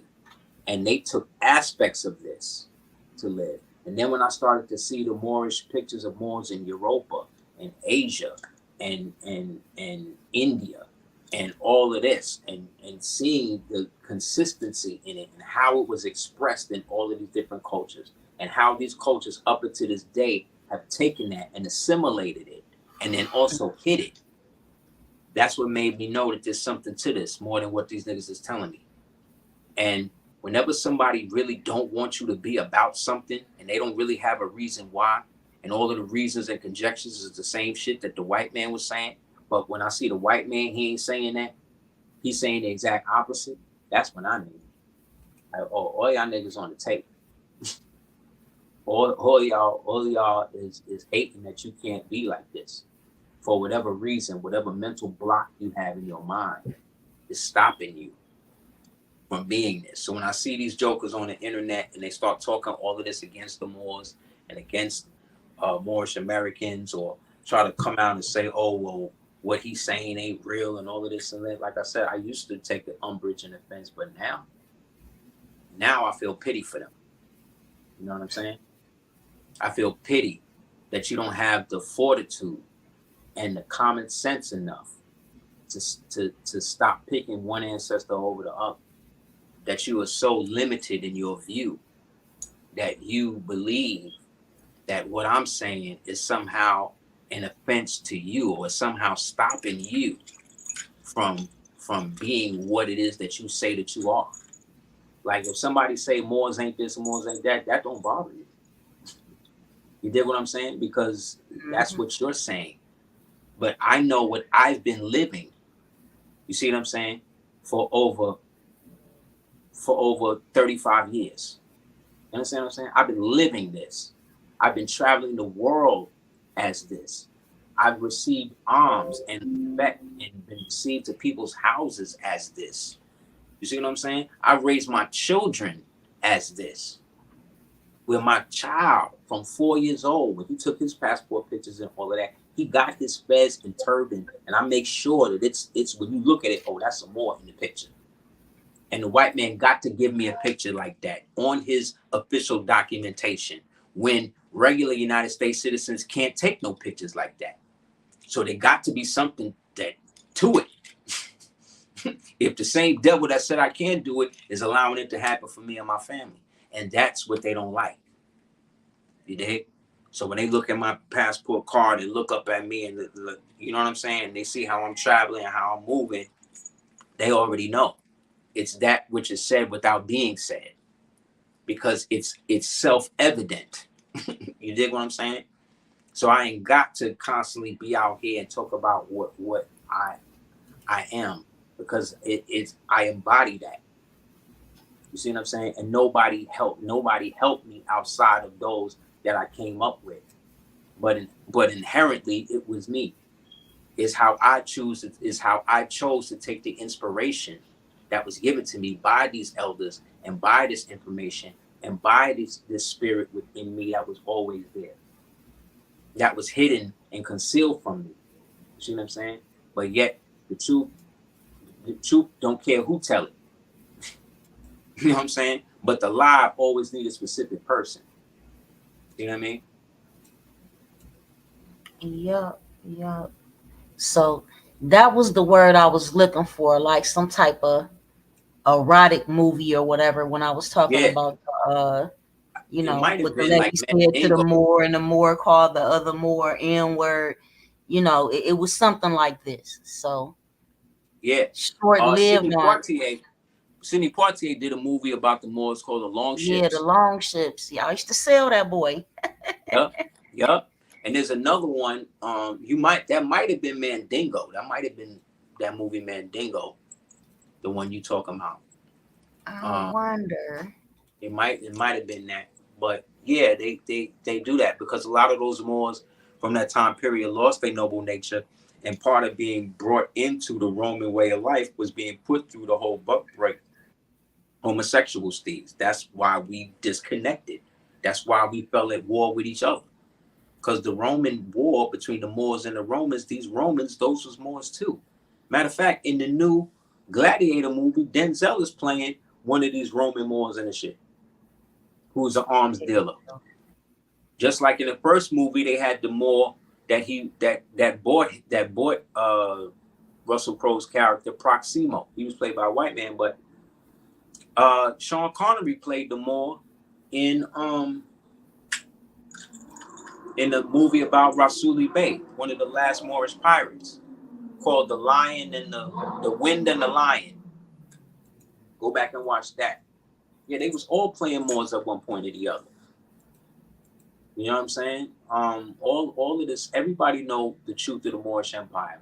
And again, when I was coming up, they were still trying to conceal it and make it like the Moors was white. Those was the arguments I was having back then. But we put so much information out there. By we, I mean people like you, me, Brother Bobby Yell, Prince Uriel Bey, Hakeem Bey,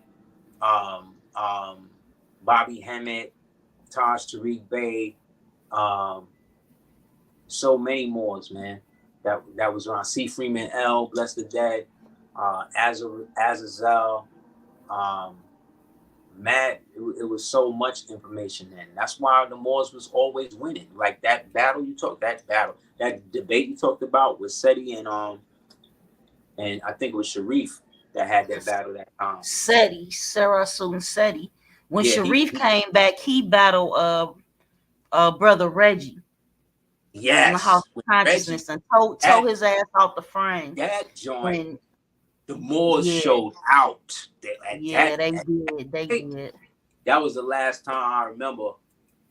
So much so that after the Seti wound up taking pictures with the Moors and standing right in front of the flag and all of that. But after the Reggie battle, that's when the Moors showed out. I don't think I was there, but I remember I spoke to Sharif right before that. And he went in to the point where the Moors, it was so many Moors there. Like, they showed out. They show out. It was more as soon as you got out the train station, because I don't think I went in the actual joint. It was so many people outside just leading up to it. I just remember going up there, and it was Moors everywhere. Moors was coming out of everywhere, and it was all peace. And everybody had some sort of flag, some sort of fez, some sort of turban. The babies was out with, like, there was no way that dude that Sharif was going to be able to circumvent that. And that's what I'm talking about. Good comes together to check evil. And then once the evil is checked, everybody go back to their own thing. Just like in Lord of the Rings. The fellowship wasn't always together meeting every day and all that. No, it just, when the evil get too out of check, we just come through and just dominate. And then that deaded it for years. Nobody was beefing with the Moors after that for years. Because right after that is when they spiraled into the whole other shit. That's when the Hebrews started coming up, and then that's when the whole thing happened with Polite, right? And then that's when they was getting into all of the money and all of that type. Then they just kind of buried all of that. Like, I would do videos and all of that. Like, I'm the one that shut down the whole Africa Bambaataa African Zulu Kemetic Moor shit. I shut all that down when he was hosting that. He had a lecture called "What Were You Before 1492," and I realized, this is what you're trying to do. You're trying to merge the Moors in with this shit. Like, nah, Moor. And we shut that down, man. And they buried the tape. You can't even find that tape no more. They buried it right after. Like, nah. I wonder if their website, that Zulu Nation website, is still up, because I want to say 2006, 2007, somewhere in there. I went on their website and all you saw was us. It wasn't a Zulu, nothing about a Zulu nowhere on there. And again, you know, this is a topic that we're always going to have to address, being that, you know, you just mentioned, we know there was a grassroots movement. We had Dr. Francis Cress Welsing. We had Bobby Hemmett. You know what I'm saying? Yeah. It was C. Freeman L. You know, there was a whole movement that was already taking place as to where I'm in Detroit. You know what I'm saying? But those lectures that were in Harlem and in Brooklyn, and it's not like Bobby Hemmett didn't come here. Again, you know, when you see Bobby Hemmett with the mink coat on, and he say, "Yeah, brothers in the in Detroit, exactly, from Detroit." You know what I'm saying? Bobby Hemmett came here right. multiple times and did multiple lectures. You know, but again, certain lectures that were, you know, in New York, I saw those too. They were on VHS tape. I used to convert them into DVD. You know what I'm saying? So because it was people like, it's a different era. There was a brother named Brother Big Man, bless the dad. Mm-hmm. A sister named Sister I remember Bird. Brother Big Man. Yep, Brother Big Man was the one who kind of inspired what Sonetta was doing. And then there was another brother in between him. And then there was Sister Bird. I remember going to Sister Bird's house in Buffalo, bless the dead. And she had acres of videotapes from all the masters, from Akuma. She had everybody. This is when it was, we came in the game around the time that they were switching from VHS to DVDs. You know what I'm saying? And but prior to that, it was on VHS and tapes. I remember listening to tapes of lectures of Khalid Muhammad, cassette tapes of Khalid Muhammad and everything from Peace Be Upon him, Khalid, to David Icke, however you say his name. Like, we were listening to cassettes back in 1996, 1997. You know, rapping at the same time. That's when what's the name, Alex Jones was out, was really popping, and that's when they first started coming out with them types of zeitgeist movies and all of that type of shit. But in the hood, we was still going from cassette tapes to VHS. And then once I started doing stuff, the first major one I did was a joint called Currency and Metaphysical Hip Hop. And it was me, I think the Pills, and A.A. Rashid. That was like, and this was in my house. And I had the Queen was in the back making food and stuff. And somehow or another, the tape got to Bobby. And then Bobby Hemmett and just put it all over the place. The next thing I know, people was hitting me up from Canada and all different places watching that. And then that's when I realized, like, oh, okay, I can do this. And then that's when I did the first one at LIU.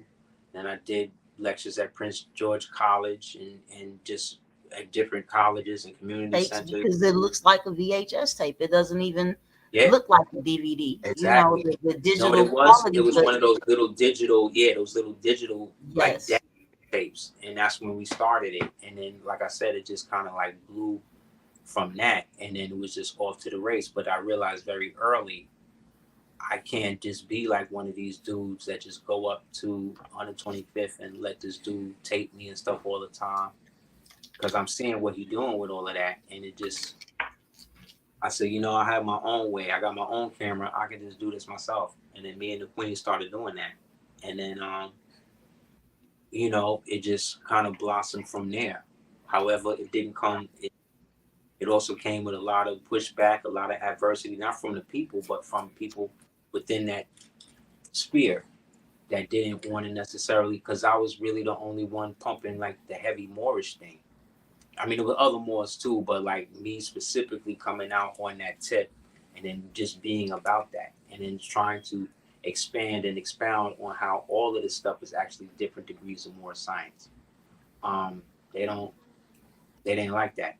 But it didn't matter because I never did it to be a part of the pundit class. My thing was about being with the actual people and being consistent with that because I knew what it was like really striving to get real help and science on this stuff and, you know, going to certain people and them saying they got it, but again, they not really even about that. They doing this and then after the lecture, they trying to go to the strip club and shit like that.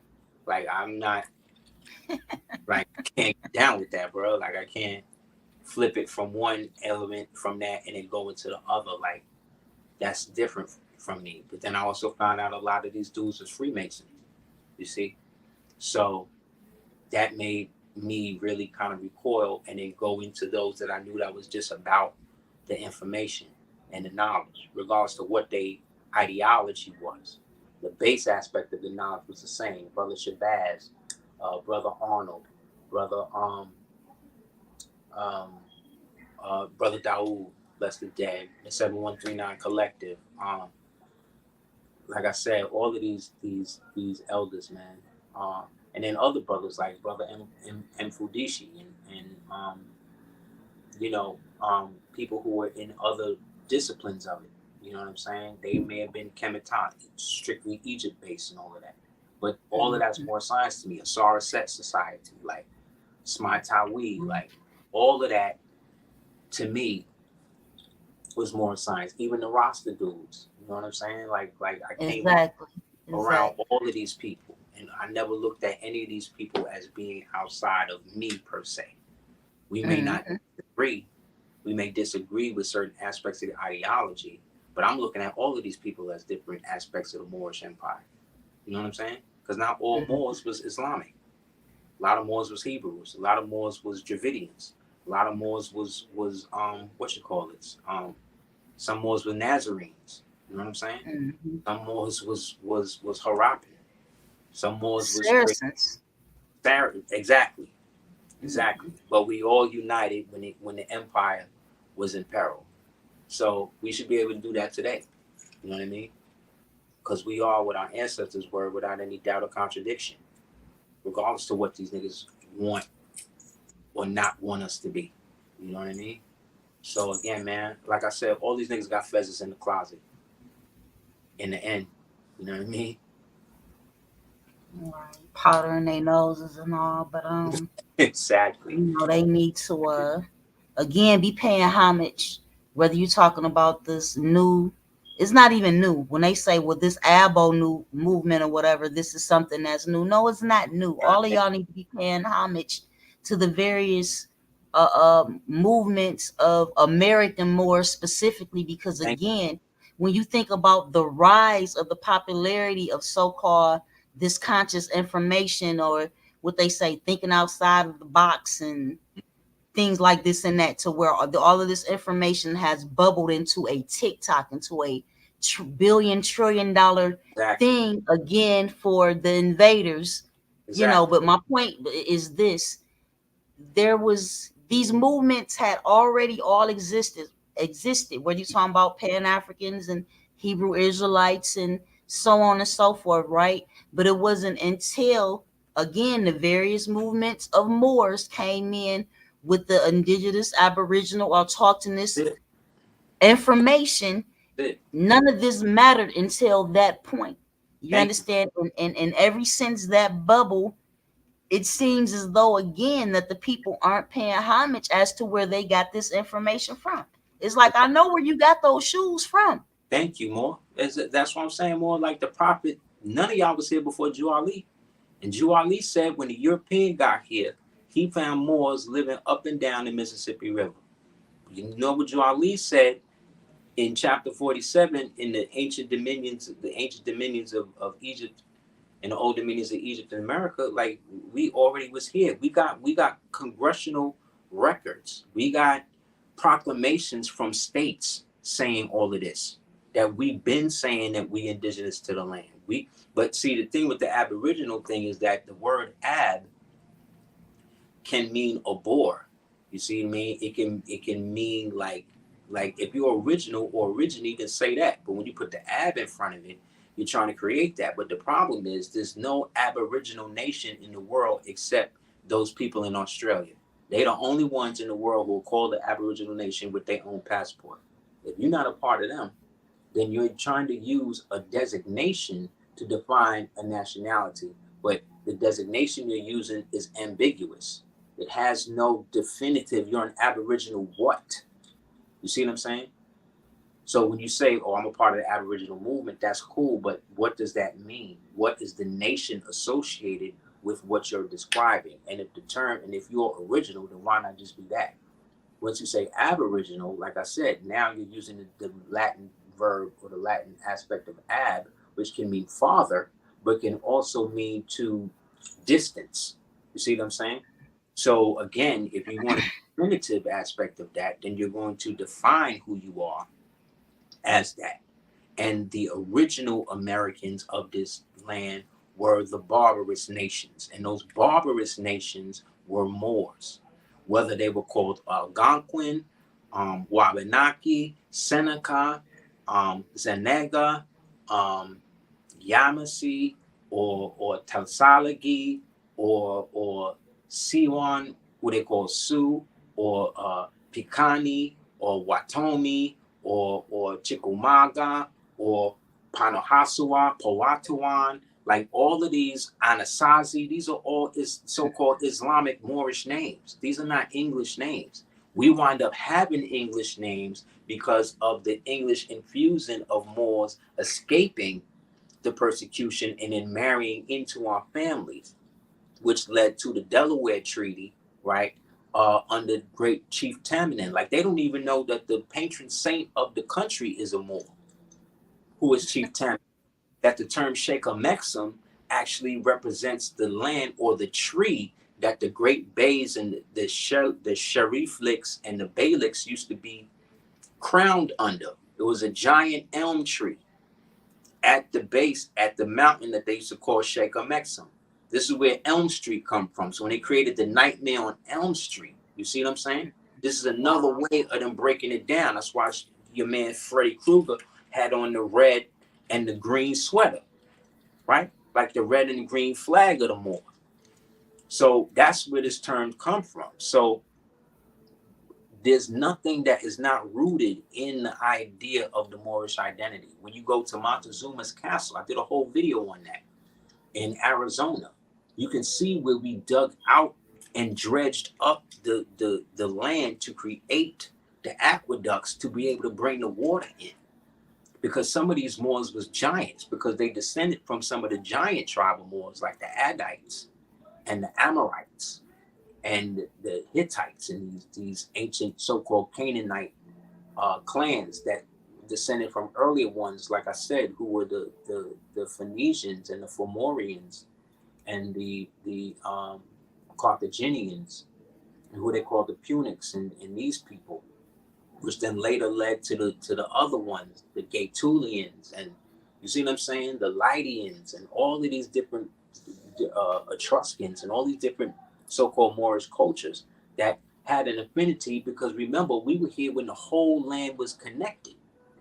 So we could walk from Florida to California, from California to China, from California to Russia, from Russia to China, from China into the Middle Europe, from Middle Europe all the way into Spain, and all the way back again. That's how long we've been here.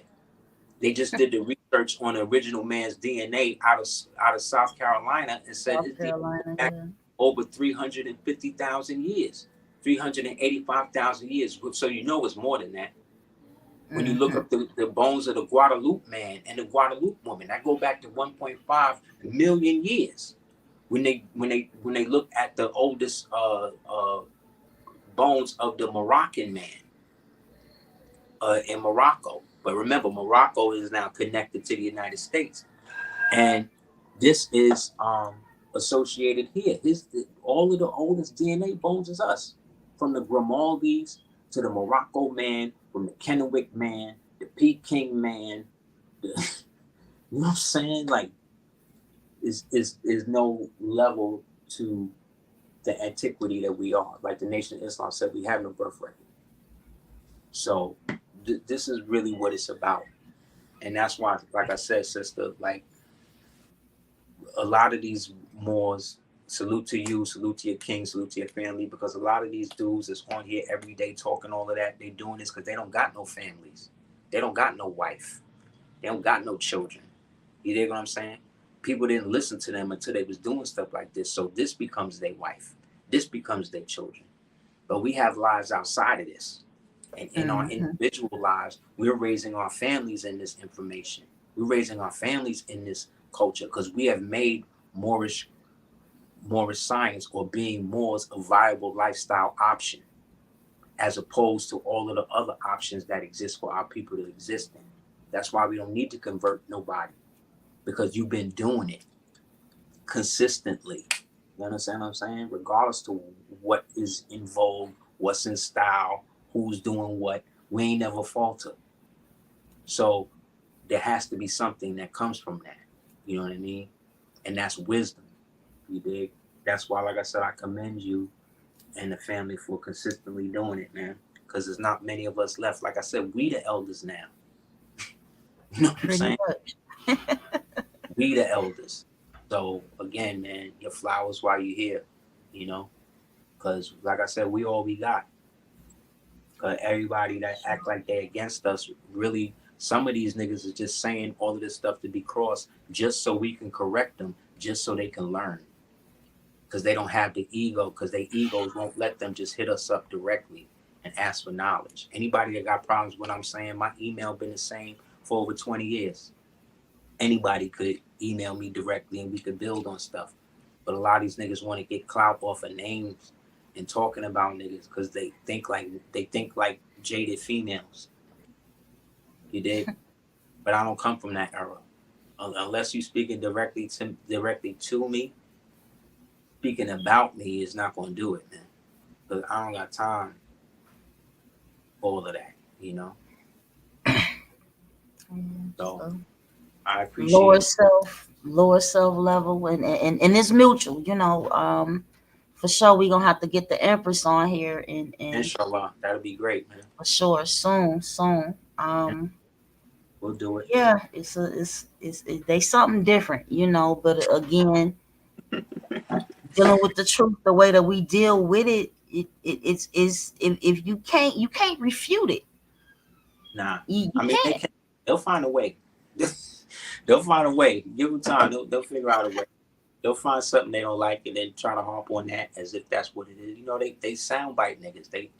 They find whatever they can be crossed because they rather be crossed than not. Because the word Hebrew means what? To cross over, right? Cross over. Yes. So the Hebrews are always Hebrews because they were the ones that crossed over against their own God, against their own covenant that they made with their own God, and they've been being. They break up with their God. Their God punishes them for breaking the covenant. Then they They try to repent, they get right again, then they be cool with their God, and then they wind up crossing over again, and then the same cycle keep happening. That's why the Hebrews got to a point where the Moors, i.e. the Pashas, who they called in the ancient Hebrew the Pahath Moab, they were the ones who had to be called in to choose who would be the kings of Judah and all of that for them, because we were the only ones that didn't break the covenants. You see what I'm saying? Because we were smart enough not to make covenants with no gods, because ye are gods, and we knew that the kingdom was within. So we became the negotiator between them and the so-called gods that they worship, because we were smart enough to know that man becomes the food for the divinity he worships. So we don't feed on ourselves. We just get food for thought. Islam? Islam. Word. Dealing with them field dwellers and them goat herders. I mean, you know what I'm saying? That's what had happened. Yeah. You know, Goat you thought the riders. field dweller owned the field. You see what Yeah. I'm saying? And he Yeah. controlled the air, the fire, you know, the water. Like it's the what it same is. magi, nothing different. What I'm saying, and we are the ones who are the civilization. We the ones that brought and preserve the civilization. You can't be a part of the civilized nations if you was, again, just herding goats and not building no structures and not having no mounds. Like, that's what made you brought into the way of the higher dimensions.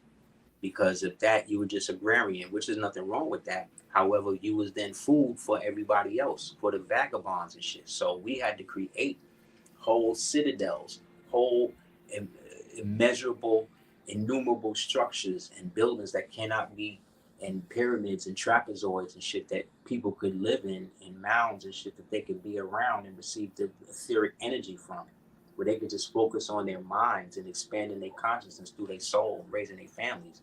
You can't. If you wasn't doing that, then you was living in teepees and what they call wiki ups, and living off of goat fur and buffalo hide and shit like that.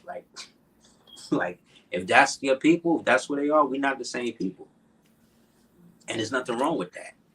I'm just not going to assume an inferior identity to make you feel superior. Indeed, No. yeah, that makes sense. Ooh, that makes so much sense, and I just don't, understand their obverse. You see, so I just, Because it's best we hard to can do understand. is continue. Like I said, you just have pity for them, like a wayward child, like that child that you saw that was never really going to get right. You just had to get out of his way and kind of let it go until it ran itself in the head too much for it to figure out, and you need to do that. There's nothing you can do to get these people to see things in a proper manner until they want to. So you can give a man a book, but you can't make him read. You just got to keep it moving, which is what we're doing. Okay, you ready? All right. Sorry, sis, I got a flash.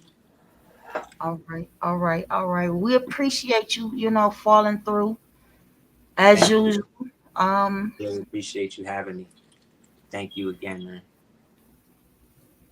For sure, for sure. We gonna let y'all go, people, and we gonna do this again soon. We appreciate everybody for checking in. Hit the share, the like.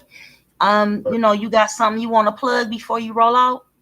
Yeah, man. Anybody wants to hit me up, you can hit me up at houseofl@hotmail.com. Also, I got the app on Google Play and Apple Play Store. Was my own app where you can subscribe and come in. And I do a lot of my videos that are banned on YouTube. A plethora of information, a lot of the older videos and stuff that, again, I couldn't play on regular stuff. I'm gonna be able to go live on it too soon.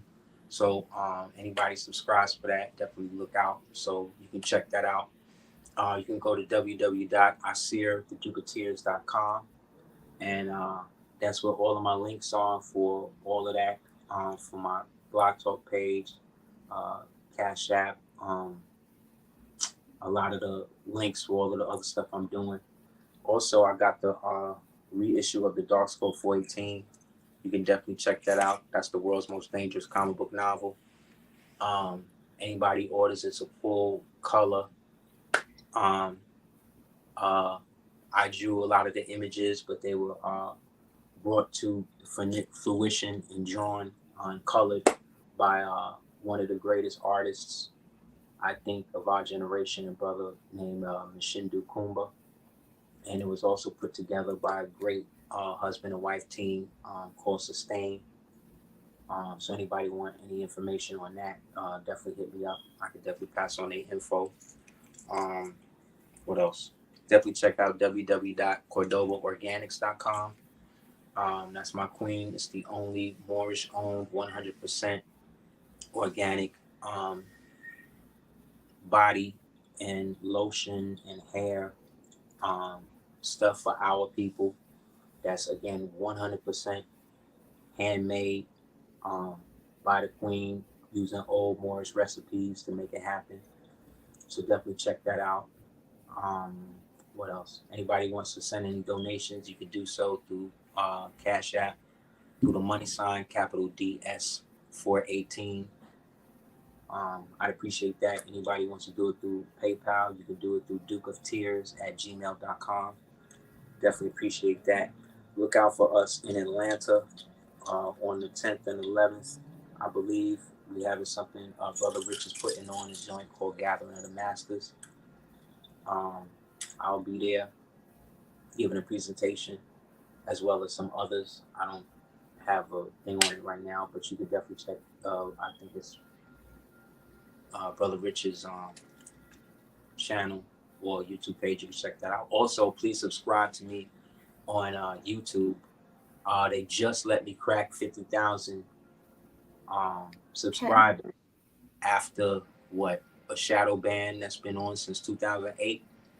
So thank you guys, for consistently coming through. Even though they be messing with my videos on it, they be messing with the timing and the sync and all that. That's why if you subscribe to the A-Dot app, all the videos that are on there actually play directly with no problems and all of that. But I still put stuff on YouTube just so that way people who don't, they can still get it. And I appreciate everybody that has subscribed. So please check that out. Please subscribe. I really appreciate it. And again, Noble, I appreciate you having me on. Appreciate all the work that you've done over the years and consistently do in the name of the Moorish Empire. Sisters like yourself, sisters, not enough credit goes to a lot of the sisters in the Moorish movement, because the men are constantly out here going at each other's throat with shit, and that's not how it's supposed to be. Most of these grand sheiks are supposed to be married. They're supposed to have women, but a lot don't. Exactly. So I appreciate you being an example, you know what I mean, of what it means to be an upright sister in this toxic sewer of slut rap and all the rest of the shit that's out here. So we definitely need you coming in the name, sisters like yourself, sisters like Myra Shira El, Bless the Dead, who was one of my elders, Queen Valaria Bay, El Bay, there's a lot of sisters. There's another sister I know is doing great work, Sister Luna Bay, Sister Simone El Bay, Wazira. Like, there's a lot of people, sisters, that don't get enough credit for being, again, the Ciroc be blazing that mic, don't you? Yeah, Islam, that sister. A lot, man. My queen, you know what I mean? Yes, ma'am. Y'all don't get enough credit. And again, there's just as much room for Moorish males to do this as there is for females, and everything come in balance. So long as you coming in the love, truth, peace, freedom, justice, and equality, and we not trying to go against each other, we can be that example that we all need to keep this thing going in a positive direction. So again, honest to you, sis, I really appreciate you having me on. For sure. Islam, brother, we do this again soon. Peace. Later. Peace.